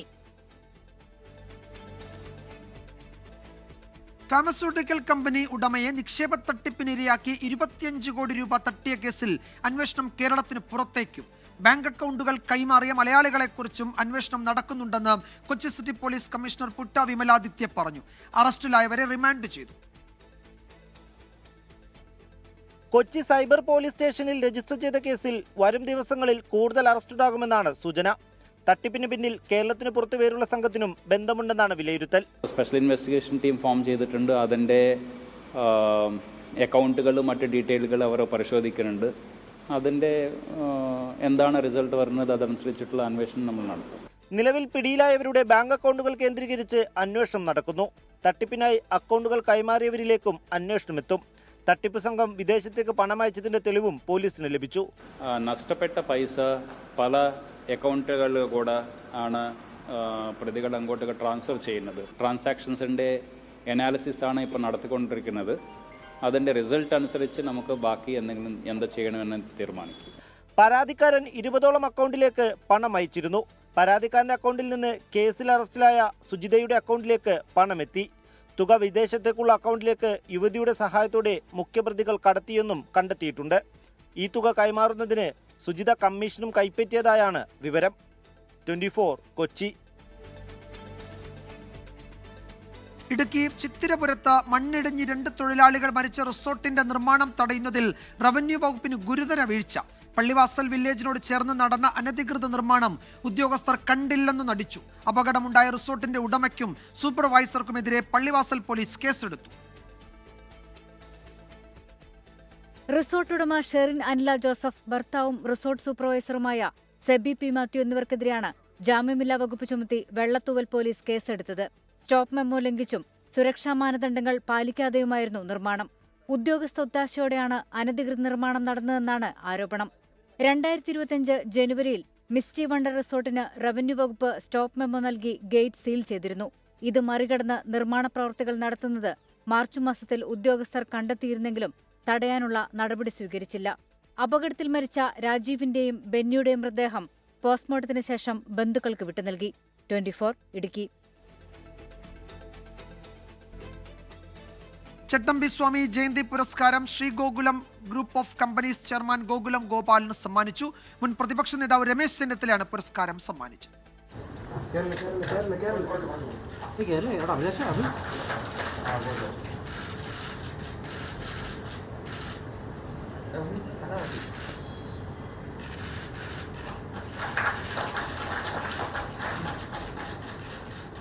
ചട്ടമ്പി സ്വാമികളുടെ പേരിൽ എനിക്ക് ഒരു ജയന്തി പുരസ്കാരം തന്നതിൽ എനിക്ക് വളരെ സന്തോഷമുണ്ട്. എൻ്റെ ജീവിതത്തിൽ എല്ലാ കാരണം വലിയ ആഗ്രഹിച്ചായിരുന്നു. സ്വാമിജിൻ്റെ ചരിത്രങ്ങൾ പഠിക്കും മുഴുവനും ഈ ചട്ടമ്പി സ്വാമികളുടെ ദർശനങ്ങൾ അവരുടെ സംവാദങ്ങൾ വരുമ്പോൾ അത് അങ്ങനെ അദ്ദേഹത്തിൻ്റെ പേരിൽ ഒരു ഇത് കിട്ടുമെന്ന് വെച്ചാൽ എൻ്റെ ജീവിതത്തിൽ ആദ്യമായിട്ട് കിട്ടുകയാണ്. അത് എന്നെ സംബന്ധിച്ചിട്ട് ഒരിക്കലും ഞാൻ മറക്കില്ല. അത് ചെയ്ത് സംഘാടകന്മാർക്ക് ഞാൻ നന്ദി പറയുകയാണ്. സമൂഹത്തിനു വേണ്ടി നല്ല പ്രവർത്തനം കാഴ്ചവെച്ച കേരളത്തിന്റെ അഭിമാനമാണ് ഗോകുലം ഗോപാലിനെന്ന് രമേശ് ചെന്നിത്തല പറഞ്ഞു. അവാർഡിന് എന്തുകൊണ്ടും അദ്ദേഹം അർഹനാണെന്നും രമേശ് ചെന്നിത്തല പറഞ്ഞു. ശ്രീ ചട്ടമ്പി സ്വാമി സാംസ്കാരിക സമിതിയുടേതാണ് പുരസ്കാരം. തിരുവനന്തപുരം പ്രസ് ക്ലബിലെ TNG ഹാളിൽ നടന്ന ചടങ്ങ് CPM സംസ്ഥാന സെക്രട്ടറി MV ഗോവിന്ദൻ ഉദ്ഘാടനം ചെയ്തു. ഇപ്പോൾ തിരുവനന്തപുരത്ത് KSUവിന്റെ നിയമസഭാ മാർച്ച് പോലീസ് ബാരിക്കേഡ് ഉയർത്തി തടഞ്ഞിരിക്കുകയാണ്. പ്രവർത്തകർ അവിടെ ബാരിക്കേഡ് ഭേദിച്ച് മുന്നേറാൻ ശ്രമിക്കുകയാണ്. പോലീസിന് നേരെ അവിടെ കൊടി കെട്ടിക്കൊണ്ടുവന്ന കമ്പും ഒക്കെ വലിച്ചെറിയുന്നുണ്ട് പ്രവർത്തകർ. പോലീസ് ഇതുവരെ എന്തെങ്കിലും നടപടികളിലേക്ക് കാര്യമായി കടന്നിട്ടില്ല. പ്രവർത്തകരെ പിരിച്ചുവിടാൻ അവിടെ ശ്രമം നടക്കുകയും ചെയ്യുന്നുണ്ട്. സലീം മാലിക് വിവരങ്ങൾ നൽകും തിരുവനന്തപുരത്ത് നിന്ന്. സലീമ, പ്രവർത്തകർ അവിടെ ബാരിക്കേഡിന് പുറത്ത് നിൽക്കുന്നുണ്ട്, അത് ഭേദിച്ച് മുന്നേറാൻ ശ്രമിക്കുന്നുണ്ട്. എന്താണ് പോലീസിന്റെ നീക്കം? അറസ്റ്റ് ചെയ്ത് നീക്കാൻ ശ്രമിക്കുന്നുണ്ടോ അതോ ജലപീരങ്കി ഉൾപ്പെടെ നടപടികളിലേക്ക് കടക്കുമോ? അതാ ജലപീരങ്കി പ്രയോഗിച്ചു കഴിഞ്ഞു പ്രവർത്തകർക്ക് നേരെ പോലീസ്. വിജയകുമാർ, ഈ മാർച്ച് ആരംഭിച്ചതിന് തൊട്ടു പിന്നാലെ തന്നെ KSU പ്രവർത്തകരുടെ ഭാഗത്ത് നിന്ന് തുടർച്ചയായ പ്രകോപനം ഉണ്ടാവുകയാണ്. പോലീസിന് നേരെ മാർച്ച് ഇവിടേക്ക് എത്തി ബാരിക്കേഡിന് സമീപത്തേക്ക് എത്തിയത് മുതൽ തന്നെ പ്രകോപനം ആരംഭിക്കുകയാണ് പ്രവർത്തകർ. അതിന് പിന്നാലെ 2 തവണ ജലപീരങ്കി പ്രയോഗം നടത്തിയിട്ടുണ്ട്. ഇപ്പോൾ പോലീസ് പ്രവർത്തകർക്ക് നേരെ ജലപീരങ്കി പ്രയോഗിച്ചുകൊണ്ടിരിക്കുകയാണ്. അതിന് പിന്നാലെ ഈ കൂട്ടമായി എത്തിയ പ്രവർത്തകർ പോലീസിന് നേരെ കമ്പേറും കല്ലേറും ഉൾപ്പെടെ നടത്തുന്നുമുണ്ട്. പോലീസിന് നേരെ ഒരു മനഃപൂർവ്വമായ പ്രകോപനത്തിനും KSU പ്രവർത്തകരുടെ ഭാഗത്ത് നിന്ന് ശ്രമം നടത്തുന്നുണ്ട്. ജലപീരങ്കിക്ക് അപ്പുറത്തേക്ക് ഏതെങ്കിലും നടപടിയിലേക്ക് പോലീസ് ഇതുവരെ കടന്നിട്ടില്ല. ഇപ്പോൾ ഒരു കല്ല് പോലീസിന് നേരെ, ഒരു വലിയ കല്ല്, നിരന്തരം കല്ലേറുകൾ ഉണ്ടാകുന്നു പോലീസിന് നേരെ. കല്ലുകൾ പ്രവർത്തകരുടെ ഭാഗത്തുനിന്ന് വലിച്ചെറിയുന്ന സ്ഥിതി നിലവിലുണ്ട്. ഇതാ മൂന്നാമതും ജലപീരങ്കി, പ്രവർത്തകരെ പിരിച്ചുവിടാനായി തുടർച്ചയായ മൂന്നാമതും ജലപീരങ്കി പ്രയോഗത്തിലേക്ക് ഇപ്പോൾ പോലീസ് കടന്നിരിക്കുകയാണ്. ഈ ബാരിക്കേഡിന് മുകളിൽ കയറി നിന്ന പ്രവർത്തകരെ ഉൾപ്പെടെ അവിടെ നിന്ന് മാറ്റാനുള്ള ശ്രമമാണ്. പക്ഷേ വലിയ വിഭാഗം പ്രവർത്തകരും ആ ബാരിക്കേഡിന് മുന്നിൽ നിന്നും പുറകിലേക്ക് പോകാൻ തയ്യാറാകുന്നില്ല എന്നുള്ളത് കൂടിയാണ്. നിലവിൽ ഈ സമരം ഇവിടേക്ക് CPIM-ന്റെ ഭരണത്തിൽ പോലീസ് അഴിഞ്ഞാടുന്നു എന്നാരോപിച്ചുകൊണ്ടാണ് KSU ഈ നിലയിലൊരു മാർച്ചുമായി ഇവിടേക്ക് വന്നത്. രാജാവിനേക്കാൾ വലിയ രാജഭക്തിയുള്ള പോലീസുകാർക്ക് ഉചിതമായ സമ്മാനം നൽകും എന്നുള്ളതായിരുന്നു KSU സംസ്ഥാന അധ്യക്ഷൻ അലോഷ്യസ് സേവ്യർ ഈ മാർച്ചുമായി ബന്ധപ്പെട്ട് ഈ മാർച്ച് പ്രഖ്യാപിച്ചുകൊണ്ട് പറഞ്ഞത്. ഇപ്പോൾ ഈ മൂന്നാം ജലപീരങ്കി പ്രയോഗത്തിന് ശേഷവും ഈ ബാരിക്കേഡിനടുത്തേക്ക് പ്രവർത്തകർ തടിച്ചുകൂടുന്ന കമ്പയറുകൾ ഉൾപ്പെടെ, നിരന്തരമായി കമ്പയർ ഉൾപ്പെടെ നടത്തുന്ന ഒരു സ്ഥിതിയാണ് നിലവിലുള്ളത്. ആ നിലയിൽ ഈ സമരം ശക്തമായി തന്നെ തുടരുകയാണ്. അവർ പിരിഞ്ഞു പോകാൻ തയ്യാറാകുന്നില്ല. പ്രവർത്തകർ ബാരിക്കേഡിന് മുകളിലേക്ക് വീണ്ടും കയറുന്നത് കാണാനും കഴിയും. പാലക്കാട് ജില്ലാ കമ്മിറ്റിയുടെ നേതൃത്വത്തിൽ SP ഓഫീസിൽ നടന്ന മാർച്ചിൽ വനിതാ പ്രവർത്തകർ ഉൾപ്പെടെയുള്ളവരോട് പോലീസ് പെരുമാറിയ ശൈലി പ്രതിഷേധാർഹമാണ് എന്നുള്ളതാണ് KSU-വിൻ്റെ ഒരാരോപണം. സംസ്ഥാന ജനറൽ സെക്രട്ടറിമാരായ വിവിധ ആളുകൾക്കെതിരെയും വനിതാ പ്രവർത്തകരോടും പോലീസ് പെരുമാറിയത് CPM-ന് വേണ്ടി പണിയെടുക്കുന്ന വേലക്കാരിയെ പോലെയാണ് എന്നുള്ളതാണ് KSU ആരോപിക്കുന്നത്. ഒപ്പം തന്നെ അധിക്ഷേപിക്കാൻ ശ്രമിച്ചത്, ചോദ്യം ചെയ്തതിൻ്റെ പേരിൽ ഗൗജ വിജയകുമാർ എന്ന KSU-ന്റെ സംസ്ഥാന ജനറൽ സെക്രട്ടറിയുടെ മുഖത്തടിച്ചു, ഡ്രസ്സ് വലിച്ചു കയറാൻ ശ്രമിച്ചു തുടങ്ങിയ ഗുരുതരമായ ആരോപണങ്ങൾ കൂടി ഉന്നയിച്ചുകൊണ്ടാണ് KSU ഈ നിലയിൽ ഒരു സമരത്തിലേക്ക് കടന്നത്. പ്രതിഷേധങ്ങളെ അധിക്ഷേപിച്ചും മർദ്ദിച്ചും അടിച്ചമർത്താമെന്ന് കരുതേണ്ട. ഗുണ്ടാ പോലീസിന്റെ കൊള്ളരുതായ്മകളെ തുടർന്നും ചോദ്യം ചെയ്യും എന്നതുൾപ്പെടെയുള്ള തിരുവനന്തപുരത്ത് KSU-വിന്റെ മാർച്ച് ഏതാണ്ട് സംഘർഷത്തിൽ കലാശിച്ചിരിക്കുകയാണ്. 3 തവണ ജലപീരങ്കി പ്രയോഗിച്ചു. പോലീസിന് നേരെ കല്ലേറ് നടത്തി പ്രവർത്തകർ. സംസ്ഥാനത്തെ പോലീസ് അതിക്രമം ചൂണ്ടിക്കാട്ടിയാണ് KSU പ്രവർത്തകരുടെ നിയമസഭാ മാർച്ച് ഇപ്പോൾ അവിടെ പുരോഗമിക്കുന്നത്. ബാരിക്കേഡ് ഭേദിക്കാൻ പ്രവർത്തകർ ശ്രമിക്കുന്നുണ്ട്. തുടർച്ചയായി അത് മറികടന്ന് മുന്നേറാനുള്ള പ്രവർത്തകരുടെ ശ്രമം, പോലീസിന്റെ തുടർച്ചയായ ജലപീരങ്കി, പോലീസിന് നേരെയുള്ള കല്ലേറ്, അങ്ങനെ സംഘർഷഭരിതമാണ് KSU-വിന്റെ നിയമസഭാ മാർച്ച്. വീണ്ടും ഇതാ ജലപീരങ്കി പ്രയോഗിക്കാനുള്ള മുന്നറിയിപ്പ് പോലീസ് നൽകി കഴിഞ്ഞു. ജലപീരങ്കി പ്രയോഗിക്കാൻ പോലീസ് തയ്യാറെടുക്കുന്നു. പ്രവർത്തകർ കല്ലെറിയുന്നുണ്ട്. ഈ പതാകകളൊക്കെ കെട്ടിയ വടികളൊക്കെ പോലീസിന് നേരെ പ്രവർത്തകർ ഇതിനോടകം പലതവണ എറിഞ്ഞു. നേരത്തെ സലീം സൂചിപ്പിച്ചതുപോലെ പ്രവർത്തകർ പോലീസിനെ പ്രകോപിപ്പിക്കുന്നുണ്ടായിരുന്നു ഈ പ്രതിഷേധത്തിൻ്റെ തുടക്കം മുതൽ എന്നാണ് ഞങ്ങളുടെ തിരുവനന്തപുരം ബ്യൂറോ റിപ്പോർട്ട് ചെയ്യുന്നത്.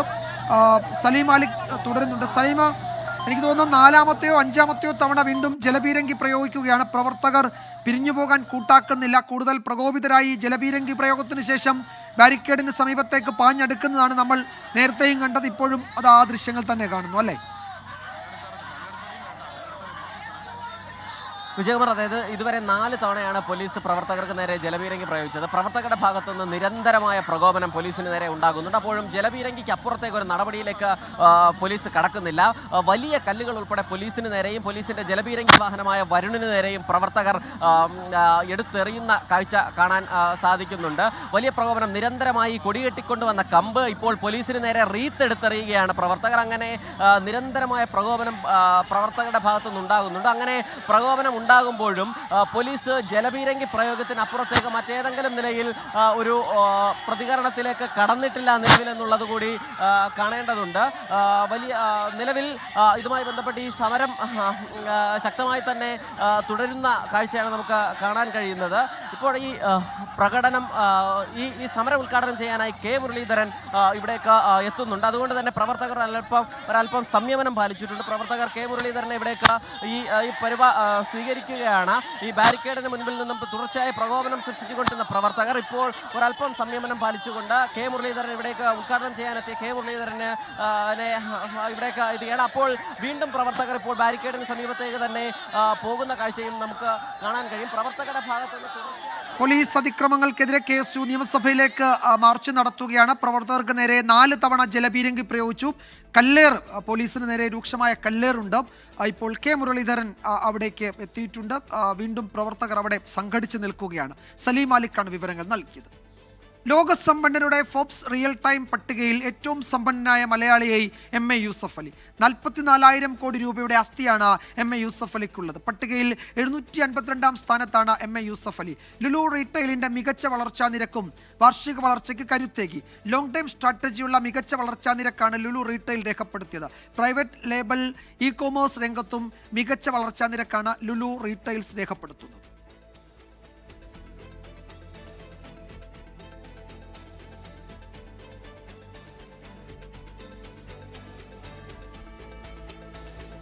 ഈ റിപ്പോർട്ടോടെ വാർത്താമഴ അവസാനിക്കുന്നു.